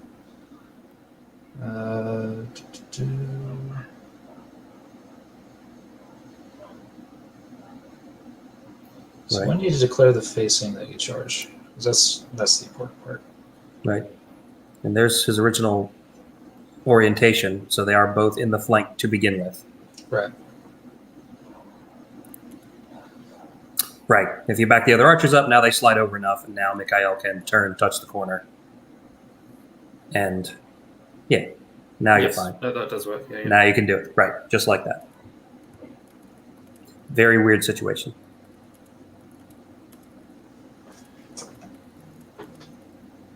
Yeah, just got to make sure to back those guys up enough. But they're elves. They're fast enough, I'm sure. Yep. Now Mikhail can go in there. Now I really hope he backs his knights up. Or at least turns them to look that way. Right. Is he within 16 of the other knights in the force still? No. Okay. See, I don't know that I even like sending Mikhail into there. I feel like Mikhail is good for getting rid of these Villain skirmishers, which he'll hit in the side, then he can back up back towards the middle again and still be in a good position to hit and pretty much anywhere the dragon goes on that half of the board. But as it is, like, he doesn't have anything to hit them and get rid of them, and he can't throw either of his other units forward. Well, I guess he can throw the Shadow forward, but he's got to keep the Soulbane on Dreadfiend back to keep contesting that token or give up the token.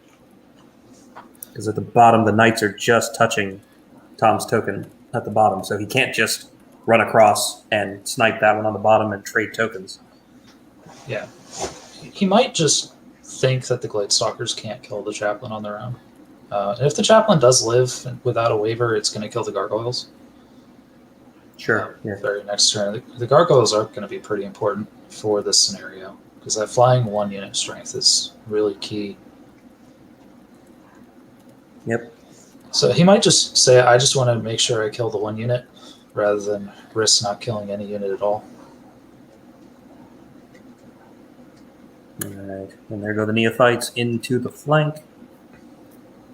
Maybe. Maybe not.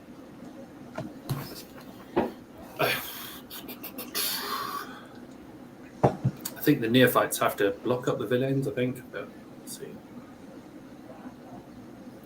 Yeah, I mean, Penitence. send them into the flank, and they will, though, right? When the knights back up and they walk forward.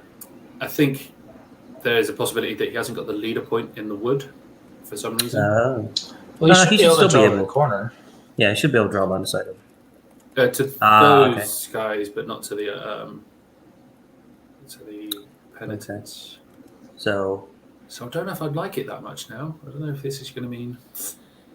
yeah, I don't know that I like that either. I mean, he just slid the knights down a little bit, which means he went back and changed the order in which those charges happened. And Well, set no, the Neophytes the- in first, right? They have the same frontage, so they Oh, should they have the be- same frontage. Oh, you're right. They're both calf. All right, so here comes Drain Life on the Villain Skirmishers. Basically trying to heal. Only 2 hits. Just Only one. one. So that will heal 1 off the Defense four, Horseman. aren't Yeah, they Oh are. yeah. They'll heal one off the horseman. That could be bad. That could be bad. I'm sure he was looking for a couple more. And here comes the shooting. Onto that same Legion. Both of these are going to be hitting on 6s now because they move, or 5s. Yeah. Well, it's just the one. The other one's in combat. So Never mind. Yeah. 2 Yeah, wounds. it would be 6s, wouldn't it? Because he's moved and it's still cover. Yeah. No cover because he's on the hill. So Yeah. he ignores the hill itself, right? No, it doesn't. no, it's this intervening hill that's height 3 and he's height 5. Oh. Oop, there's a 10, but a 17 still won't waver them. No. Because they're Legion. Is there a reason? They're still laughing. They're like, get that up to like 15 damage and we'll start carrying what you roll. Yeah. On into close combat. So here's the knights in the front of the skirmishers. Hitting on 3s. Not 2s. 11. So yeah. Wounded on 2s. Yeah, winning on 2s. It was a poor hit roll, but then he. Well, no, it's an average hit roll, isn't it? Average It hit is. It is, yeah. But then 11 wounds. So that puts him at snakes before the flank attacks. 14 hits in the flank With elite. Could be with more. elite. So he's got 2 rerolls, 1 more. 15 hits. Isn't it one of these dice rolls though that you don't want to have to roll the elites? 7. Just get it over and done with. Right. And there's Yeah, a 9 and a 5. That picks up the skirmishers. And now the question of how to reform these units. Well, he has to back the knights up, right? There's Kind of has to. Yeah. Yeah. More But backing the knights shooting. up can open the door to the chaplain just running over and punching the crone. Yeah. Well, and the cannons get to keep shooting them. Or the trebuchets getting to launch laser guided Right. pieces of a chapel at them. Yeah, that doesn't block line of sight. It's still going to get your crone punched. And it doesn't stop the charge either. It does not stop the charge on the horseman either. Yeah. Nope. And you'll be hard pressed to back the neophytes up enough to get all the way out of the woods, so these penitents can't see them. You might, yeah. Yeah, because Yeah, the problem that's with the rough. penitents now coming in. This is where blocking up the penitents on the bottom right hand side would have been, I think, just the better solution because you'd have taken a 120 point unit going down. Because if he now gets charged by the penitents on the left and they get a lucky kill, he could overrun and take that token. Mm-hmm. you wouldn't even have to overrun. You could just reform. Yeah, with the size of the unit. Just good tap point, it. yeah. Mm-hmm. So here's the Glade Stalkers against the Chaplain on the hill. There's one elite roll, which hits. Is it That's Mikhail or not- them? He's got 12 attacks. hasn't 12 is them, yeah. And then they always wound on 4s, right? So 4 wounds. Well, they both have 12. They both have 12. he? Yeah, they both Good have point. 12, just to confuse things. That's a whole That bunch of was- elites. Elite. 4 wounds. Okay, so yeah, the top rolls were the Glade Stalker. Only 4 rolled. Good That's Um, enough. That's But enough. after Mikhail's wounds, yeah, because Mikhail did what? 6? 6. Yeah.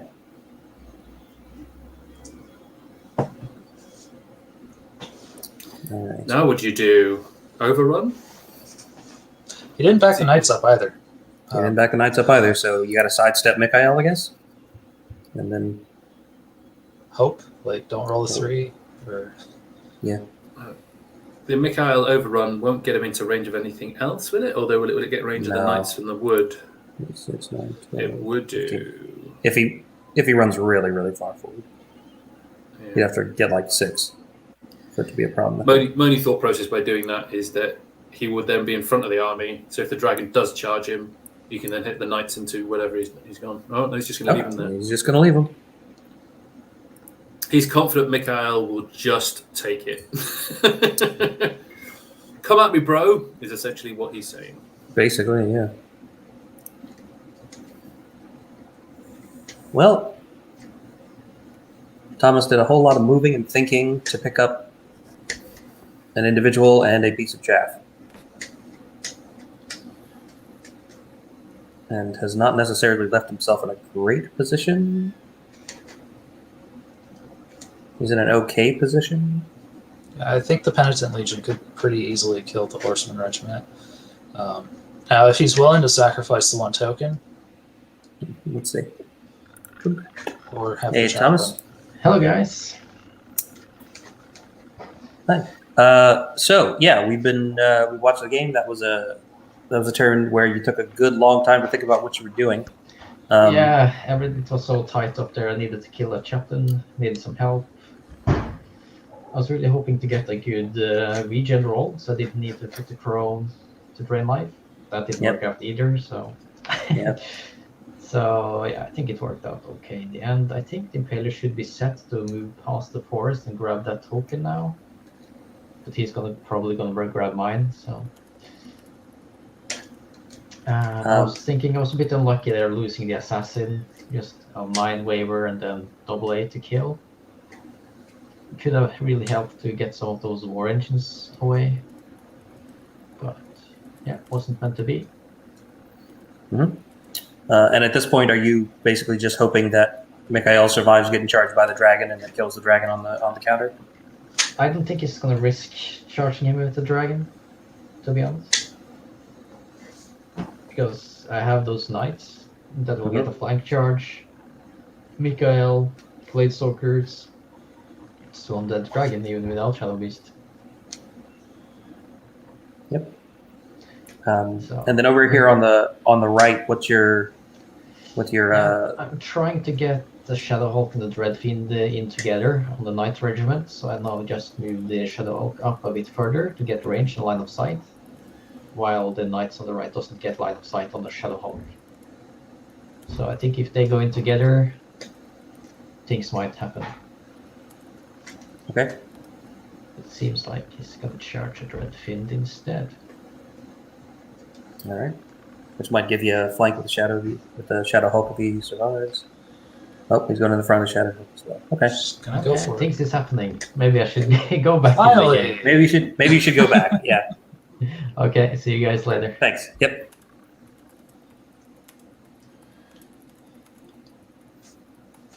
Not sure I necessarily agree that the Knights would have had a flank charge there, but there's definitely a lot of different ways he could have approached it with the dragon. One thing he could do at this point is just double the dragon across the forest behind the Dreadfiend. You could. And just own the token. Like, you got 2, you take it. It's yours. Yeah. 12, 15, 18. Yeah, you just have to get out of Mikhail's 18, which I'm pretty sure you can do. You're far enough that way. If he hits Mikhail and then overruns into and he gets the kill and overruns into the what they call the Gladestalkers, would he be out of arc, or would they still have arc on him? The I think Knights he'll be out. He'll be out. Yeah. Yeah. It's gutsy, because it's like a, 15% chance of a kill on an 8 twice, or like a 20, somewhere around there. Yeah. It's not very high. So we work it out as an 8 twice, do you? Yeah, because you would have On averages, yeah. 6 damage, yeah, plus the 2. Somewhere in the middle of the night, Paige just got a phone call. It's a red phone.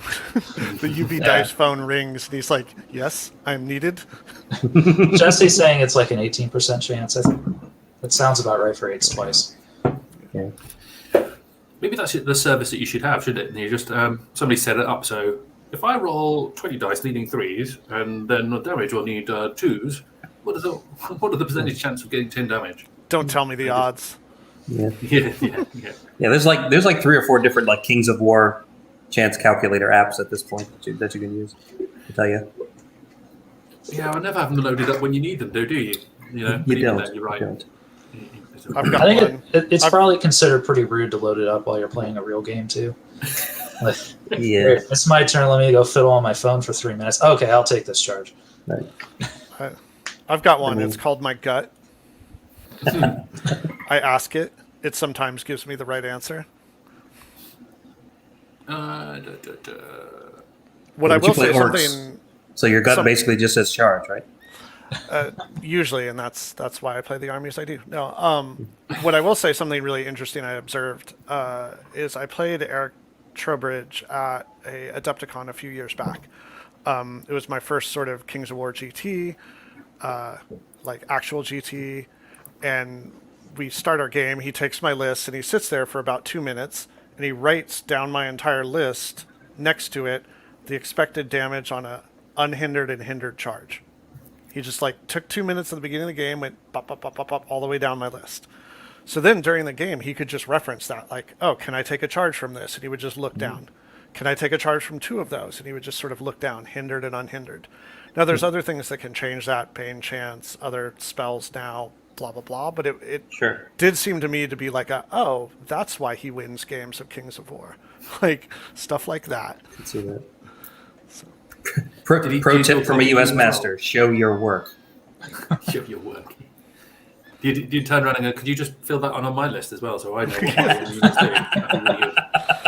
I mean, the joke of the game is it was invade, and he had a massive orc army, and I had a thin red line of dwarves trying to keep them out of my deployment zone, and he just scrummed across. Like, I think I killed way more stuff than him at the beginning, but they just pushed their way across. They went where they wanted. So. All right, so bottom of turn 3, Tom is just sort of going in everywhere, isn't he? Yeah, go button. The left-hand side, those penitents going in, that could... Ooh. The ones on the right aren't hindered, so they actually have an outside shot of killing the horsemen on their own. Yeah. And the chaplain went in with the hindered ones against the neophytes. I mean, would you have? I almost think like sending them in with the unhindered and adding that damage to the combat I'd agree. against the 'cause knights is more important. I don't think you needed the chaplain in the hindered one. I think it's the position of the chaplain. He'd have been on the right-hand side, so the unit Would he would have? then be Yeah. really Yes. squeezed That very makes more far sense, yeah. over. Gotcha. Yeah. They've already got 4 wounds, and those knights are only 14, 16. Yeah. The penitents should do 5. Yeah, so it's 5 damage is the average. A spike, but even then it's like a 7, isn't it? So a 7 to kill them. Average is 7, but if you do 1 extra, it's 6. And... Yeah. At this point, it's the only charge you can take. It's not like Tom has other moves. And if he takes it, then he's got his position's gone far better over on that side. This is also the cagiest dragon I think I've ever seen. This is seriously Keith Randall. This is just watching Keith play with his Dracons. Well, I'm just imagining it's a fat dragon that doesn't particularly like flying. Just sort of They wandering chant over around the onto forest. the knights against the Shadow Hulk, turn them into 2s to damage.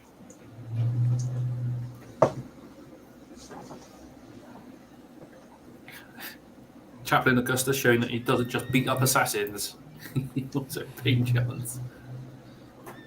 He does have range with Mikael. He does have range with Mikael, but he will be hindered running into the woods. He's not going to get So- Shadow Beasted. He's probably not going to get Shadow Beasted because that's all the way over here. All right. And now we see if you can clip some gargoyles with some giant rocks. Does he kill the Blade Dancer troop with the other unit? Because they're going to be on 6s to hit, aren't they? Sorry, the I don't- neophyte. Sorry. I don't think he does. They're 14, 16. He is winning on 2, so everything that hits is probably going to convert, but he shouldn't get that much hits. No, it's going to be one of those, like, you stick 5 damage on them at lucky entirely from the... I mean, if he spikes, if he just rolls a bunch of 6s, but... All right. That So is he's got to go 2. aggressive on both Yep. sides. That's Well, 1 at least damage with on the 2. gargoyles. It's another hit, and max. So that's probably going to be 4 wounds. 4 more wounds on the gargoyles. That puts him at 5. There's the gargoyle killer. Yeah. Oh, And double come 6s. on! No, he switched units. Yeah. Did. He switched to but he the... wasn't shooting at those because he the was Blade I don't need to Stalkers. bother because He's they going to got- dunk on both now. That's Yeah. so bad. it's 5 hits and, ooh, a lot of ones. There you go, 3 ones. 3 ones. That's only All right, fair. hindsight being what it is, it was a good idea to not back up the Knights, because they'd be dead. Yep. Yeah, really. So that's 7 wounds on the Glade Stalkers, 5 on the gargoyles, and a 9 and a 7 will still pick them up. And now kind of the big one, that is a 10 and a Jesus. 9 that will pick them up. Yeah, just Once roll. again- I was recording these nerve rolls. Bloody hell, man. Kings of War is easy if you always roll a 9 or up on your nerve checks. Trick Joey, 4. just put that on the list of how to win tournaments. Roll well. Yeah, right? Roll the special nerve dice. How to win best general. Never best overall. Right. No, I think And these on into close neophytes- combat. No, actually, no. As long as he's within a 10, he's got a chance of killing them, hasn't he? And that's a 5. So he's fine. He's fine. Now the one that None of that kind of matters. thematically I want them to drag these elite horsemen Whoa! down. Oh. 14 hits from the 14 out on of those 30 knights. 5s. Jesus Christ. And Oh, he so picks 7 them up. wounds. Just cash. Oh. Sickening. Absolutely sickening. That's oosh. All right. That was big. And that's one less Glade Stalker unit to shoot them off the board now. Yep. Oh man.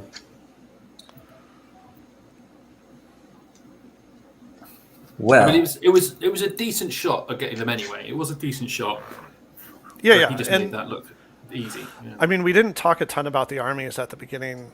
I do really like this Brothermark army. The legions of the Villain are a really interesting addition where you put this sort of trash element into this. The rest of it is hyper elite. They can do stuff like this where you just gum up a flank and let the Yeah. dice do the work. It's not like zombie legions where they really won't do anything. right. That CS1 is very Yeah. big. Yeah, it's the Yeah. you run into the same sort of thing in Kingdoms of Men polearm blocks. If I could get a legion of polearm, I would. But that you're terrible, but that CS1 makes you just not terrible enough to do stuff. Yep. And now looks like he has backed up that legion, and now we will move to the combats over here on the other side. We got knights up against Soulbane on Dreadfiend. 10 hits on 16 dice. 6 wins. 6 wounds. Not in danger with a 7, 13. No, he's okay. I think Brutal 14, is a 16. leader. Brutal, you're right. Oh, right, the formation gives brutal. Oh, Yep. God. Well, it just paid for itself, didn't it? They might Unless not they have forgotten remember. that. Unless they forgot, yeah.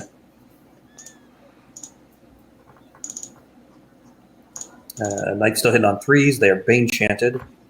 So it's 3s and 2s. 10 hits. This pause makes me think they're redoing the math on the last one. Or that Tom's having network problems. One Yeah, or the I or was other. going to say, Tom's probably the left the latter, game. isn't it? Yeah.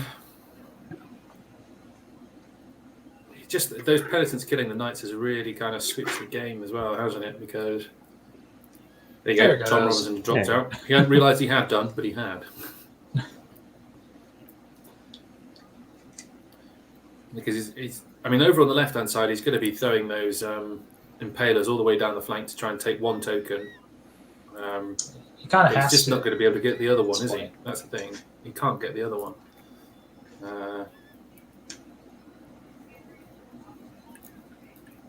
You don't think he throws the impalers into the flank to clean up? Do they have the flank? Have they got a flank? I don't think they have a flank. Sorry. No, they can't see. I'm pretty sure they can't see anything. Okay.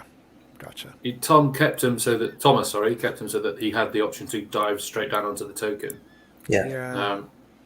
He could have covered himself, but he chose not to.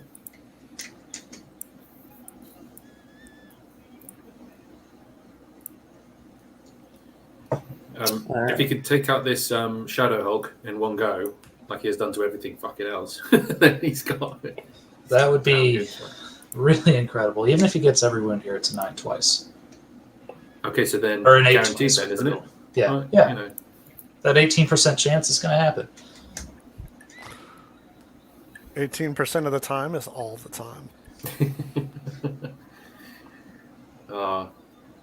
it's always when you least expect it is when it happens, isn't it? I was playing Blood Bowl the other day, and And I'd won the game already. And I thought, I'll go and punch this guy so that I can get some extra like SPP on my blitzer. He runs over and goes, yeah, bang, double skull, knocked over, broke his armor, killed him. One shot, bang, dead. I'm going. That's a serious arm break. I worked out the percentage chance of doing it, and it was 0.01% chance that could actually happen, right? Wow. When you divide it all up, the actual rolls that they needed to get, I was like, that's just stupid. Funny, but stupid. All right, Tom Robinson is having some intermittent network issues and has dropped out of the game again. We're waiting for him to come back. He has rolled his hits against the Shadow Hulk with his Knights, and we believe he should have wavered the Soulbane on Dreadfiend with the other Knights because they are brutal, but they may or may not have remembered to apply that rule. 6 wounds and a 7 roll would have been 13, and they are a 14-16 unit, so Brutal would have pushed it over to a waiver. Is that a Fury, though? No. Soulbane and Dreadfiend does not have Fury. Okay, because it's not a right. It's not an Abyssal unit that got pulled into this list. It's an actual Twilight Kin unit. Yeah. All right, Tom's back in. All right. What does Thomas do though? What does he do? Well, it's just tough all over, isn't it? It's just. I don't know. You gotta. Can he back if he's still allowed to use the Dreadfiend? Can he back the Dreadfiend off enough to get a flank or anything, or is he just kind of screwed? I think they checked and he couldn't fit. No, I don't think so.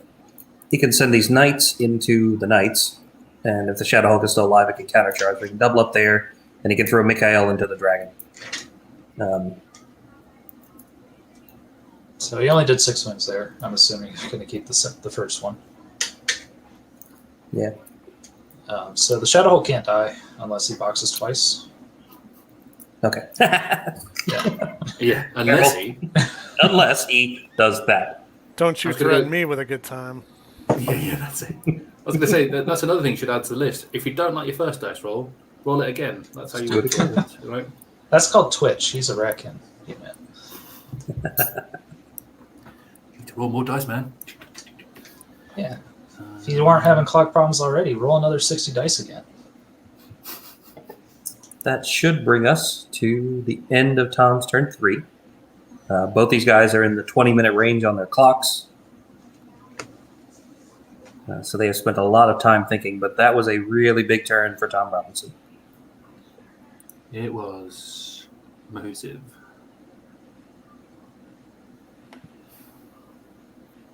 Picked up 2 units of shooting, gargoyles, and a unit of blade stalkers, and popped one of the 2 Cronebound Abyssal Horseman units with his Villain Penitence, and generally gummed up the other side of the table. Looks like Tom's coming in. We'll wait for his. Can't add him to the stream yet because his cam and mic aren't working yet. Well, he's having internet problems.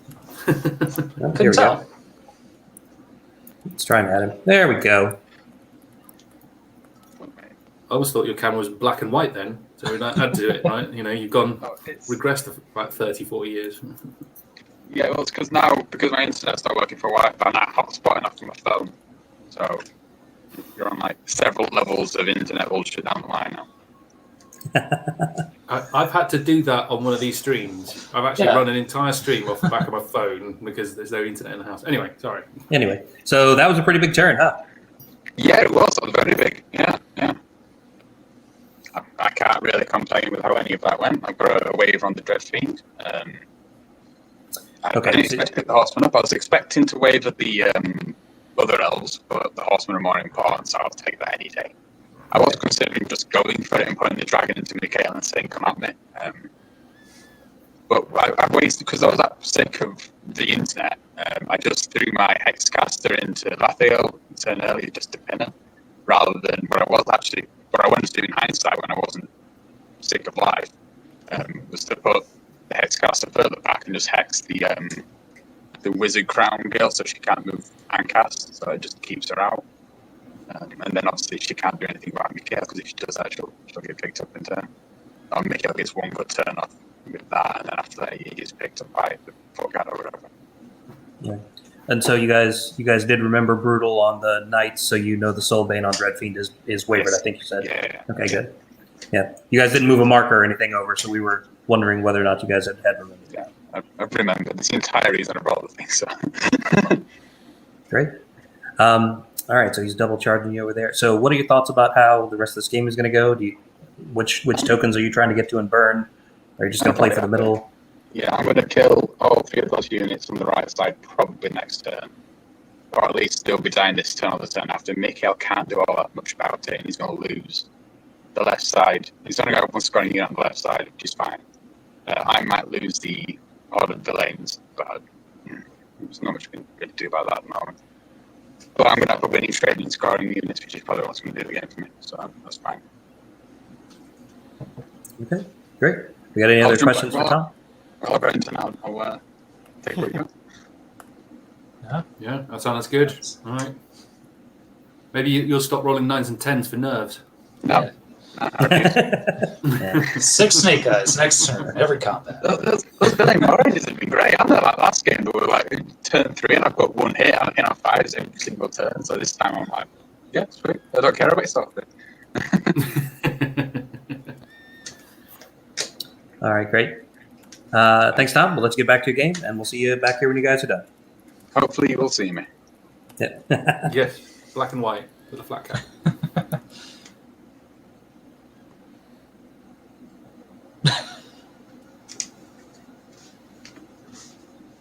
Do they even have local McDonald's over there? I think so. What do you mean by local McDonald's? We got enough McDonald's. I don't know if you call them local.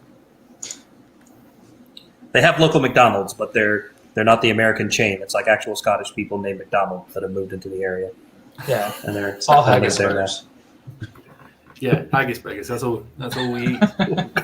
Sounds awful. Sounds like awful. You're right. But Smells right. like it too. It definitely does. I've never had haggis in my life. I have no idea what that would be like, I have to admit. All right, so top of turn 4. So Thomas has chart. Oh, interesting. He sent Mikhail into those skirmishers. I think that's actually a good move because It preserves this you can token. use you can use the Shadow Hulk to stop him being charged by the dragon, and also he could get those skirmishes because what is he on? 6 dice, 3s and 2s. He's got to get luckier with these dice rolls, man. Oh god. That was the lead at least, right? No, that was his damage roll with a fireball from Lathael. Yeah. Oh, that was fire. But 7 hits or needing 5s with 12 dice from the Gladestalkers. That That's pretty balances good. it out. I mean, he did at least 1 wound with fireball, so shattering still goes through at least, but True, yeah. we would rather have more wounds. For certain. You got 2 of the drain life out. All right. Helps a bit. It's a pretty good number of wounds on the horde. What's it up to? 11. It looks like. No, it can't be 11. No, it's got to be a few more than that. He had 7 on him already, and he just did 2, 5. 3, 1. So It doesn't matter. Six. He rolled a 4 No. for his nerve. So it should be at 13. All right, combat. So over here on the side, looks like Mikhail first. Yeah, see what he gets.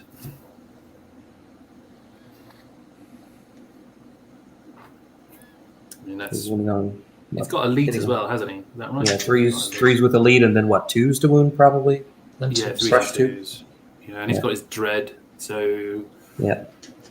4 hits. 4 wounds. Wounds plus dread 5. They're what 11. That kills he's him. going Nine. to take him with a 9 on the nerve roll. Gets a good nerve roll for once. I Good think move. he's not inspired, so. The true technique to getting better is rolling 9s for nerves. As long as you do that. Everything is fine. Right, he's got to kill these knights as well with the Shadow Hulk and Knight Charge. I mean, he's got dread. Does have dread. Don't know if he's If he gonna- doesn't, they Oh. deserve what they get. Yeah. It's true. It's true. This is a like your best attacking unit plus a Shadowhawk should be able to take off a unit of knights. Just roll 2 for the number of attacks on the Shadowhawk, typically. Disappointing. Does 5 do wounds. 5. Does do 5 wounds. That's pretty good. Yep. Horseman with Jesse's boots, assuming they use them, will hit on 3s. She rolled for 9 wounds. Yeah. So that is 14 plus dread. 7 and 10 will gosh. easily pick them up.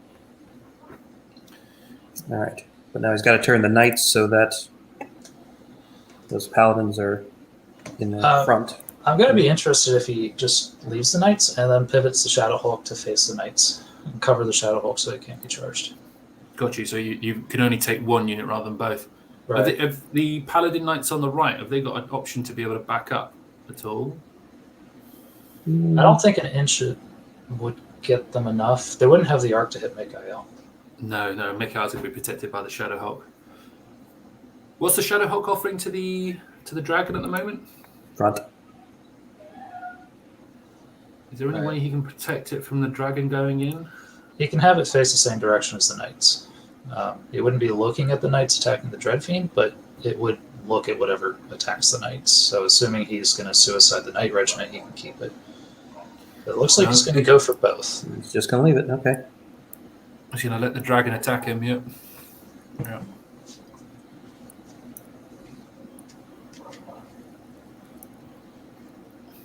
Boom, boom, boom. Bring us to the bottom of turn 4. So it's worth noting out that Thomas is actually ahead on tokens. He actually has more tokens. Yep. Hey, Jeremy.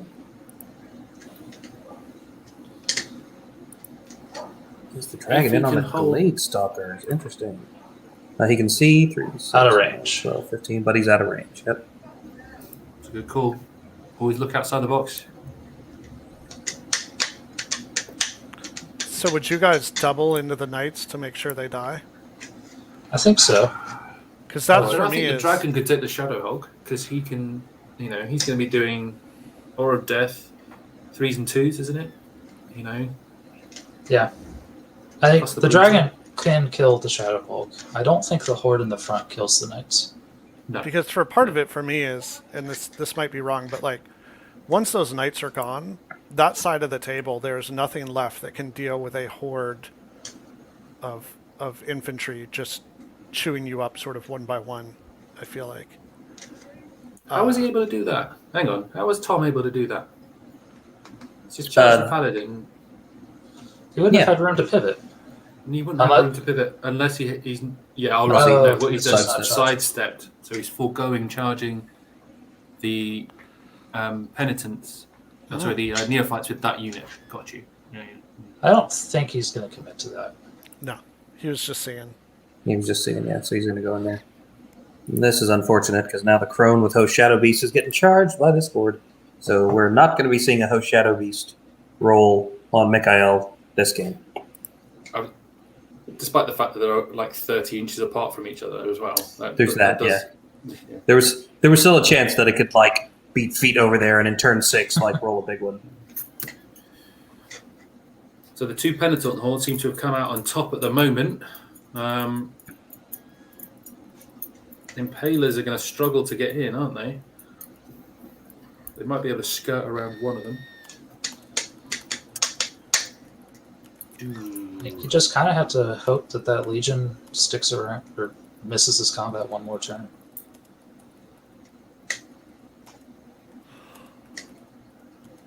Yeah.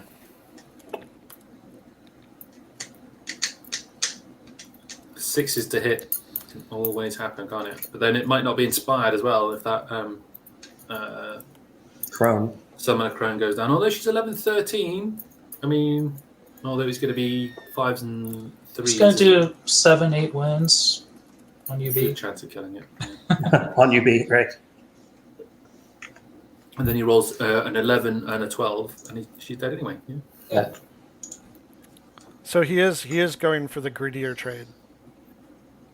Right. He is. On the right. Yeah, he is. Yep. I mean, he's going into both the Knights and the Shadowhawk. it's not my style.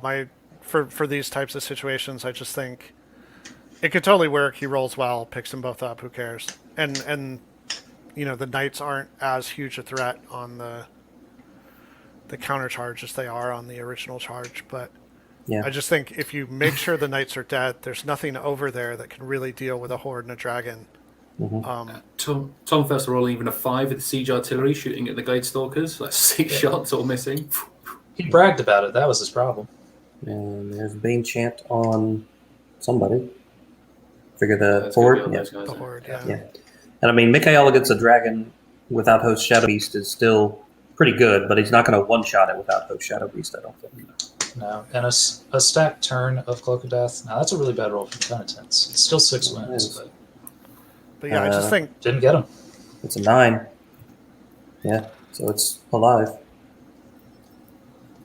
Yeah, I think you're right, Brinton. You would want to take out one unit and go. I mean, the only thing he does have over on the Shadow Hulk side is that if they stay the status quo as it is, you won't be able to get both the Shadow Hulk and Mikhail into one combat. yeah, The assumption is like it does protect against the Snake Eyes against the Dread Fiend. Because if you low roll that, then that Knight Regiment dies. The Shadow Hulk and the Flank will kill it. yeah. All right, he does pick up the Neophytes got Neophytes. blasted. Yep. Yeah, Neophytes got blasted there. So now back over to the right side. He sent the Knights back into the Soulbane on Dreadfiend. But if you took the Knights out, you're right. You take the Knights out, then you might lose a dragon, but then you've still got them pinned where you need them to be, don't you? Whereas this is a bit more risky. And there's a reform that will give him this token. Yep. Yeah, bad to worse. That will tie up the token game, but Tom is in a decidedly better position at this point.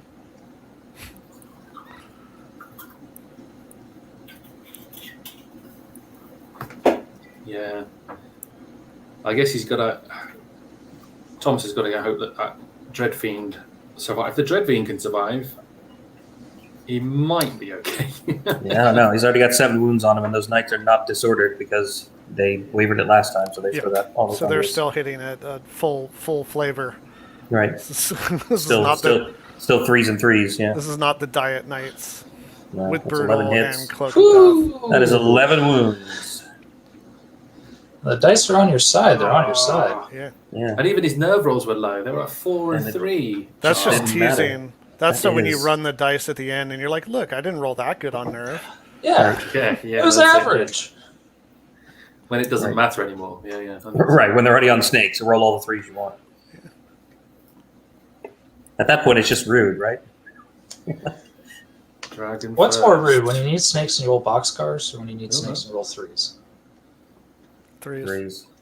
3s. If you're already rolling this high, like if you just keep rolling boxcars, That is only 6 wounds and a 4 rolled for nerve. Was it 6 or was he it's Bane 8. chanted? It's 8 because you got No, the it's big 8. You're right. That's Still still only 12, so they're okay. Even if he wavered, they've got fury, so it doesn't matter. Well, his nerve roll hasn't been that good for that one either. Yeah. That's only, 6 wounds? 6 6 wins. damage. Yeah. So that's So 14, because of so their 6 odd- twice? 5 twice with brutal. 5 twice with brutal, yep. And there's a 5. Got it. So- Off the brutal. Yep. Formation pays for itself again. I mean, it is a cool formation because that Brutal and Cloak of Death is just enough to push those combats. Well, he's done it twice, hasn't he? So the Dreadfiend went down to the Brutal on the waiver. They've just done the Brutal there on the Shadow Hulk. It's paid for itself already, hasn't it? When it's like 5 points, I think, for the Knights as well. Yeah. It's a bargain. It's that one is you are investing in, slightly worse knights. Like you're having to bring Thunderous only knights into an army that could bring Crushing 1 Thunderous 1 knights. So you're stuck bringing the budget Basilia knights instead of the super The Brotherhood Chad. knights. Yeah. So Yeah. that's where it's like I think good game design there, which is you don't get both. If you want your formation knights, you got to use the slightly worse knights. If you want the Crush 1 Thunderous 1 more reliable Brotherhood knights, then you don't get the formation. Or you bring them all and just have the all knight army. But Tom's done a good move with his dragon as well and shifted it so that Mikhail can't block the front. He did pick up that other token that the Soulbane on Dreadfiend was babysitting, so now Tom is up 2-1 on Thomas. Dragon's moved for some reason. Maybe he wants to redo his reform. Maybe. Too late, man. Order. Yeah, They're still like on. that order. Well, they're still running on Tom's clock, so. I think. Oh, I think, maybe he was just checking what Mikhail could do before he did. But then, I think he was making sure that the Dark Elf, the Twilight Kin, couldn't do any cavalry-based shenanigans to get back into his front. Can he still do that though? He must be able to do that now. I mean, if you click on the dragon, You've already finished the combat, a separate one, right?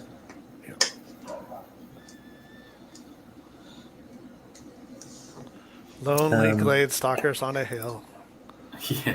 ready to take out those pins. I think he just put the He charged. into the lane penitent void.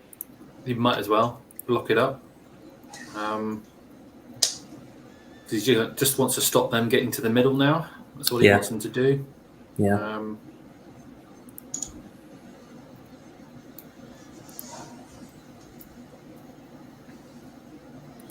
The thing is, he's got to be careful again. They've still got this siege artillery still raining fire down, and they can easily just kill that unit of Gladestalkers in one turn. He got unlucky last turn in not getting any hits. Yeah, I think he's just barely keeping the stealthy bubble on them. Yeah. And inspiring.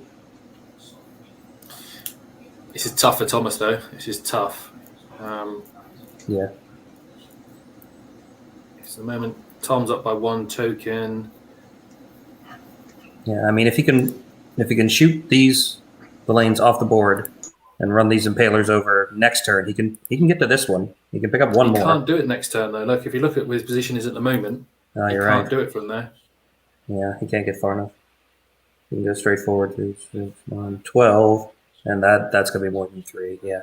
Yeah, it would probably have been best checking just to make sure if he could do that. As the regen roll on the Knights gets 2. 2? Was that like 13 dice he's rolled and got like 2 regens? Between the 2 Knights, yeah. Yeah. Not a good regen day. Come on, boys, work on it. I have trouble feeling bad for regenning knights. It's just, I got a big heart. I got a big heart, but I don't think it's big enough for regenning crushing strength 1 knights. 9 hits. That's going to be 4 wounds. 6 damage? No, they're defense 3, aren't they? Oh, the defense 3. That's 6 damage then. That puts him at 19 wounds. He's a fireball. Before the Fireball he's like a train. It does. 8 hits.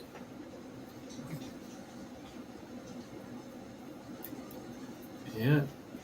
6 wounds. 6 wounds plus shattering. He needed this about 2 turns ago. Yeah, he did. Yeah, he did. That will put them on snakes easily. Snakes twice. And 9 and 10. Or 7 and 10, rather. That picks them up. He needs a turn 7 bad, does Thomas? He Even does. then, I don't think a turn Really 7 really helps him too much, unless he gets incredibly lucky here. But he's just... They'd nerf 22, 24, aren't they? Those that horde of foot guard. It's just not going to be able to kill him. That is not a great roll out of Mikhail. 7 wounds. 7 wounds. Yep. He only needs a 10. No, an 11. No, 10. Nope, not even And one. there's 7. Yeah. So he could have gotten the waiver on an 8, and maybe the headstrong roll fails. Yeah. All right, here's the Knights. They'll hit on 3s. And they're still crush 1. 3s, so 8. So 3s and 3s. 8 wounds, yeah. Need boxcars. Gets a 10. Why does he get the 10 now? And now I think we have a crone going into the front of a horde over here. A fresh legion. Not even going to bother rolling it? All right, cool. He could box it, right? They're not fearless.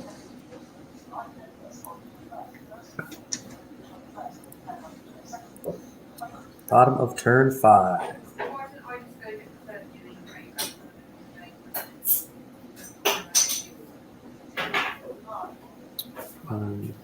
We're in the bottom of turn 5. Tom has 11 minutes left on his clock, which is enough for what's left to happen in this game, I would say. Tom Robinson is still up 2 points to 1. And without a turn 7, we don't think there's any way for Thomas to get any more points, except maybe walking those Glade Stalkers on the hill forward to claim the middle, assuming nothing can get to them or kill them. He could hold the middle, but I suspect Tom Robinson will have something from the right that can get there. Yeah, it'll end up being the dragon. I'm not sure how the dragon got actually into that combat. I thought he it was couldn't on the fit. flank, but He was in the rear and he couldn't fit because of Mikhail. Because of Mikhail. So he shouldn't actually been able to do that particular move. Not that I think it makes a difference, because I think the counter-charging Paladin Foot Guard or the Monster Hunter, would probably kill him anyway. But Right, because the dragon would have gone forward and touched the corner, and then it would have to enough gap. Yeah. Right, and it would have to after the pick up in place, it has to still be in contact with where it initially touched the unit, because it can't like teleport over Mikhail, so it's not flying, right? Unless just saying the pickup place is where the final position, which is that. Yeah, because if you look at the knights, if you click on the knights, if the line of if you click on the knights, you could see how far. Yeah, so you can see the line isn't in line with Mikhail. So would that then work that they'd hit the corner? He could pick up in place and still be in contact with the same place he hit, because he'd still be able to reach the corner, and then he just shifts over. Maybe. Yeah, he would need to be. Yeah, he would need to be shifted closer to Mikhail to still be touching the corner, which he can. Right, there is space there, so it would be a legal charge on the pickup in place, but that's not where the dragon's final position should be. It should be closer to Mikhail. Oh, just to rub insult. He's going to pull 3 wounds off here. Has he fired the siege artillery yet? Yeah, he has 4 points of damage. Yeah, that's four points on the Blade Stalkers.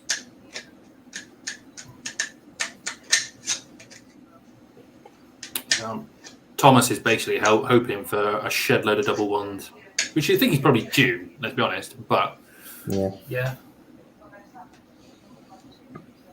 So I believe that was the chaplain on horse beating up on Lathiel a bit. And here's the other penitent horde beating up on the crone. Yeah, slap. Take that. We'll pick her up easily. Going to allow a reform to cover the token. Which I think at this point, if you're aiming for turn 7, you just put the Impaler so that you give them a flank on that Legion, so they can just walk forward. If they go full 12, what's the range of this penitent Legion? 10. Yeah. 6, 9, 10. Yeah, they can get to the token on a 10 charge. It was whether the Impalers could get far enough forward to then. Yeah, I think you just got to say, I'll take a flank on a 7, and hopefully you don't roll enough 6s. Yeah. All right, let's see if they can get Mikhail here.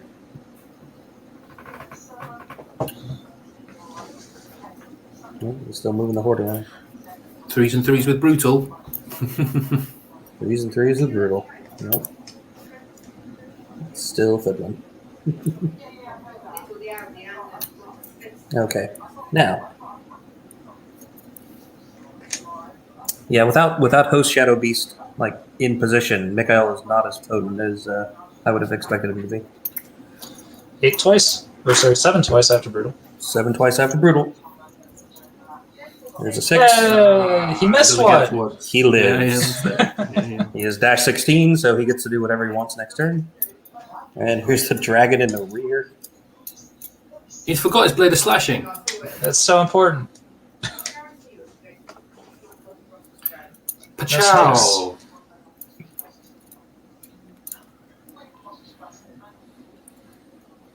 I think you can probably just sidestep the horde. I would just get it over and done with. Yeah. Well, he's got one more turn, so it doesn't matter. He does. So that leaves Thomas with only 2 scoring units. And on turn 6, only one of them can get to a token, but it's not one they can burn, it's one they got to hold. And it's not just that, the dragon's going to flying over and smacking him in the flank if they don't get it. Yeah. Yeah, well, Mikhail can disengage from the knights and at least smack the dragon in the ass, but he might not kill it. An epic roll. He could ground it for certain, but I don't know. I mean, we do sort of have to say, not to kiss ass too much here, but Tom's plan for dealing with Mikhail, which was make him not worth the points, unless he does something amazing turn 6 and a possible turn 7, it has worked out. Sure, sure. Mikhail's dead this turn. Right, bottom is 6. Mikhail will die, assuming no snakes, because he is mighty, so the knights can't ignore him. They're going to have to deal with him. Yeah. Right. But so the sort of he spent that many points on stuff that at this point in the game doesn't help him. It doesn't score. Worked out. Sure. Yeah. It's well played there. I mean, it did keep his dragon a lot more honest than I think his dragon would have been if Mikhail wasn't running around that backfield, ready to sit it down and start putting damage on it. But Thomas just needs to pivot those impalers so they're pointing at the token. There you go. And if there's a 7, there is an outside chance Thomas can win this. Yeah. Well, he's got the middle, and these Paladin Slayers don't have range. No, they don't. I would have spun the actual Glade Stalker so they could at least shoot. Oh, there you go. Like that. Right. Like that. Like that. Yeah, but if Mikhail can manage to pop that dragon, then he's in the way of the knights. That means there's really nothing but artillery to maybe pick up these Blade Stalkers. Or maybe this chaplain. A lucky waver on the or a lucky waver. Hunters. Yeah. Lucky waver on the Monster Hunters. Is that dragon waivers? Dragon does waver. Yeah. Hitting on 6s. Great. Yeah, typically 1. One's all you need though for a boxcar if you can die. There we go. Right. You'd have just rolled the nerve dice just to see if you'd have done it. That's more Mikhail. Yeah, that's the one I know. Yeah, that's it. All right, so there's 8 wounds. You've been playing him up, haven't you, Joe? And going, oh, he's just horrible. He kills everything. And he's just going. The dragon is 17, 19, and he's got 12 wounds. So there's an 8. Oh, and he's an killed 8. him. Yep. So he has made his points back. Just way too late for it to matter.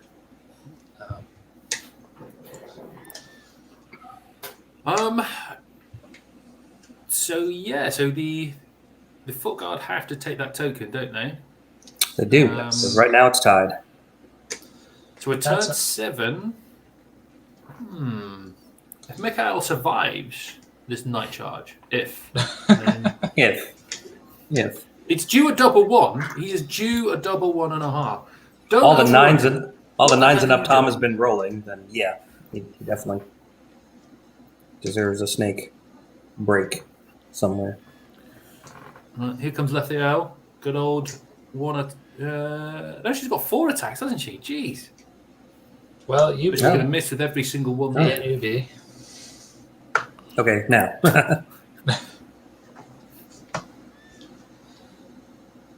So Thomas needs a 7 where the Glade Stalkers don't die.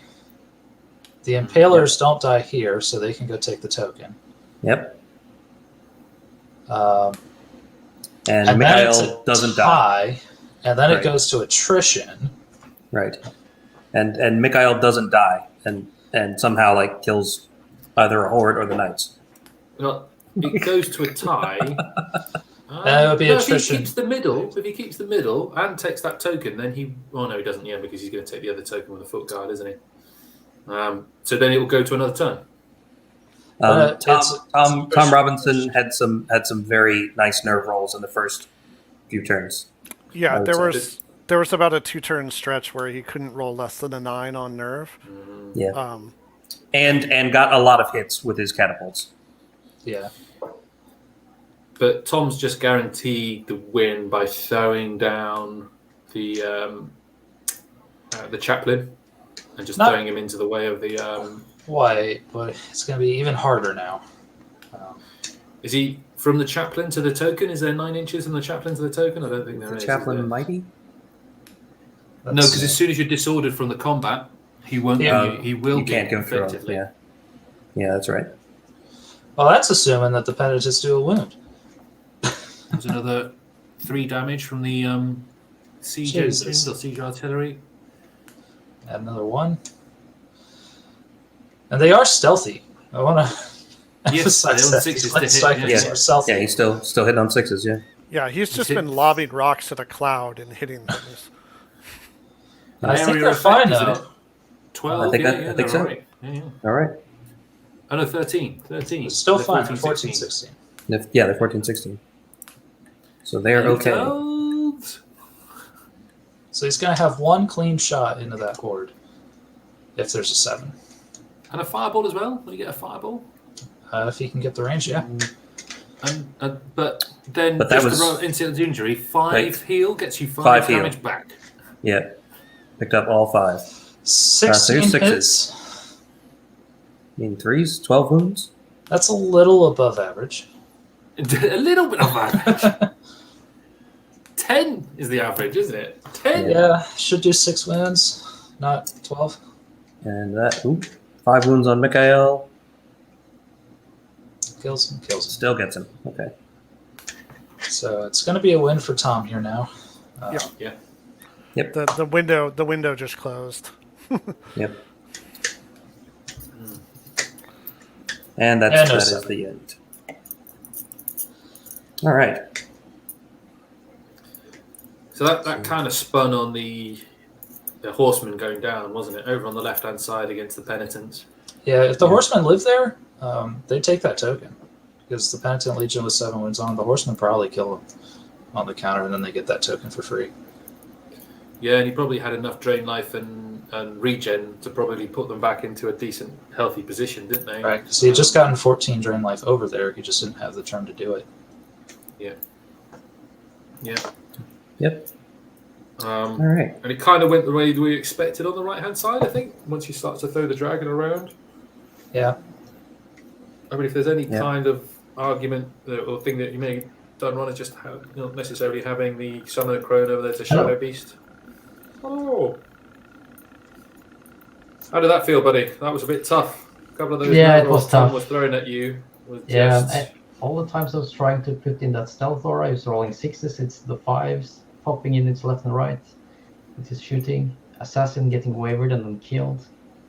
To stop the yeah. Those Yeah. 2 things, with the assassin not being able to get there, unluckily, and then a bit of luck on the shooting, made the difference, I think.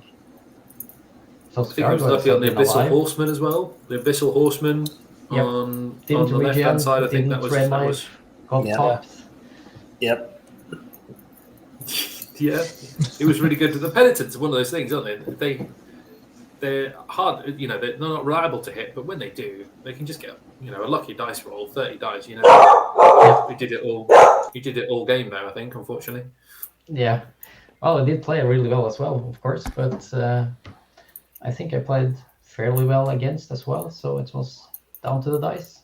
That is, sometimes it is. Yeah, I mean, the only thing I could think of was the summoner crone. Not having next to Mikael and possibly doing that, but then at the same time, you wouldn't have got the drain life over by the Abyssal Horseman. So. Yeah, I think she was in the end more useful at the left. But it didn't matter again because even with her inspiring, the horseman got popped. The drain life only healed him 1, which wasn't enough. Right. So, yeah. And the Dread Fiend, just having the Dread Fiend taken out by the Knights. But I suppose once he'd turned the Knights to be so that they could just move 16 and take that token, there was not much you could do about it either, was there really? Yeah, got wavered on the first charge. So, of course, I couldn't counter charge on Stripping Thunders. So I was dying a bit quick with him as well. Had a little mini Tom experience there. Sorry.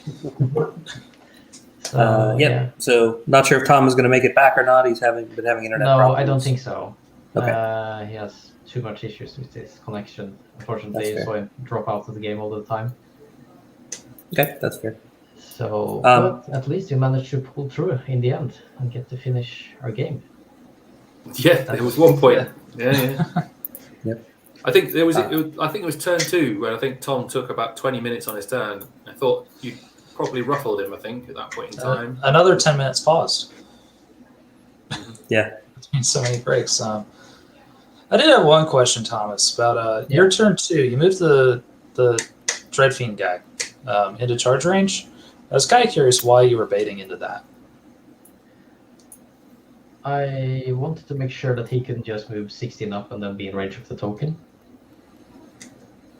Yeah, we only needed 19, because you only need to be within 3 of the tokens. So I was kind of confused where you were going with that, enabling him to get a charge off. Yeah, I was maybe perhaps just a bit too close, yeah. But then he could just have moved, followed up and moved closer, I guess. Yeah. But yeah, I wanted to stop him from just moving up 16 and get the token. And to be able to do that, at some point I had to stay in range. Yeah. Like, I guess I could have stalled it one turn, perhaps. Yeah. I think you were right, kind of trying to push the left and hold on the right. So I think it was one of the only things we'd probably turn around and say, yeah, maybe better off to hold him in a bit more. But that's easy to say, one on hindsight, and two with having full view of everything. When he rolls the 7 he needs. Yeah. If he rolls a 6 there instead, and a totally different story. Yep. And we just picking holes, and as you said, like everything seemed to just go his way on those knife edges, just enough. I mean, as you say, you pointed it out. It's like the assassin, it's the siege artillery just causing enough damage, not getting enough heal on your horseman, and him getting enough on his penitence to kill the horseman. Yeah. Brutal paying off a couple of times. Yeah, Brutal played off twice, didn't it? Yeah. I think there was like a couple where he had like rolled on. No, was it the Glade Stalkers when he rolled a 9 and a 10 just to kill them outright with one round? It's just He got 2 6s to hit with his catapults and then rolled. Yeah, with the third catapult, he was like, "I've done enough to the gargoyles. Let's go on and see what happens." And he rolls 2 6s. Yeah. See, we go back to the trebuchet being laser guided, don't they? Oh no, we don't need to hit the gargoyles now. Just turn it quickly. Yeah, that's fine.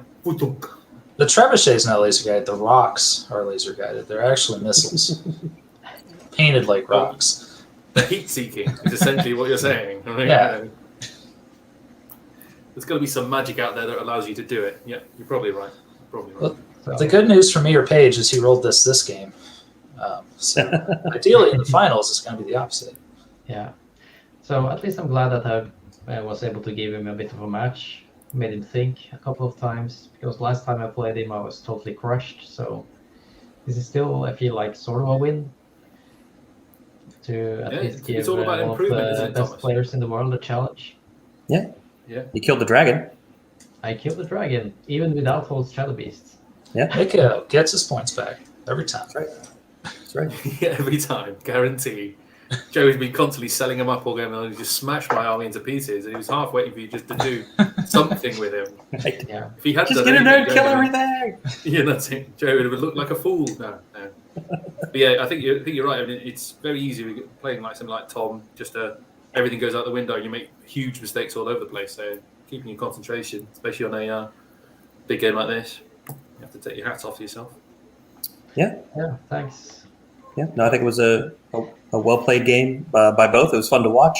It got a little frustrating there in the middle where Tom had to keep dropping out and coming back in, and we were like, okay, let's try to pick up the pace here a little bit, guys. Like we're crossing our fingers and hoping that like whatever internet connection he's on in England, like whatever issue it has, resolves itself so the pace picks back up a bit. But no, it was a great game, good clean game played by both you guys. We don't have a ton of questions because I feel like you as we get closer and closer to like the finals of these games, like the players, like the play and the tactics becomes like clean to the point where we're like, we kind of know what you were thinking, because you guys kind of tend to go with what we think are the better options of things that we think of. So you end up with not a lot of questions at the end. We're like, yeah, we know what you were doing. We know what you were thinking. We saw it. There weren't a whole lot of weird, like, I wonder why he did that kind of moments. You're saying that, Mike, but we're also saying if we try to pick holes and then just turn around and go, well, no, I did it for this, this, and this, and you go, oh yeah, didn't even notice that. Yeah. Your own credibility goes out the window. Yeah. Yep. I made a mistake putting Latel in range of both the Chaplain and Sir Roderick at one point. Mhm. And then I had to spend a lot of time trying to pull off a charge to kill that Chaplain. So I think I spent maybe 15 minutes, 20 minutes on that turn, just redoing everything enough times that I was able to make a legal charge. Yeah. So I think you did the right thing in the end, though. yeah, I needed the Glade Stalkers and Mikael both to take him out. Yeah. For certain. Yeah. It worked out. All right, great. Well, Well, thanks. Congratulations, buddy. Well yeah, played. thanks- Got thanks this for letting us far. watch. Semi-finals. Tough competition. Yeah, Big Joey. yeah. He's just Yeah. submarining all the way through to all the way through to here. So yeah. That's a skill of itself. That's step 5 in the Joey Greek plan to win Best General. Start out by losing a game. Yeah. Play in a How does it tournament with reach, no day 2. Yeah. That works too. All right, so thanks to Thomas and thanks to Tom Robinson, wherever you are, for letting us watch your game. Congrats to Tom, who will be going through to the final, which we'll have for you next weekend, coming up on Sunday evening or Monday morning, depending on where you are in the world. We will have the other semifinal match between Joey Greek and Paige Neo. And then once we know who's playing and when they're playing next weekend, we will let you know when the finals are going to be. Probably in one of the 2 time slots we've been sticking to, I'd imagine, either this sort of Friday afternoon, evening time slot, or the well, I guess Tom Robinson probably won't want to play in the middle of the night on Sunday, so probably either one of these 2 Friday or Saturday time slots is probably where we're going to end up for the final, I'm guessing. All right, so thanks John Quayle and Britton Williams and Joey Greek for hanging out with me and talking about this match while they played, and thanks again to Thomas and Tom for letting us watch. And thanks to, again, everyone at home for coming by and checking us out. We hope you enjoy these as much as we do. Until next time, I'm your host, Mike Atkins, saying you stay safe out there. And we will see you next time on Dash 28 Live. Bye, everybody. See ya. Bye. Bye.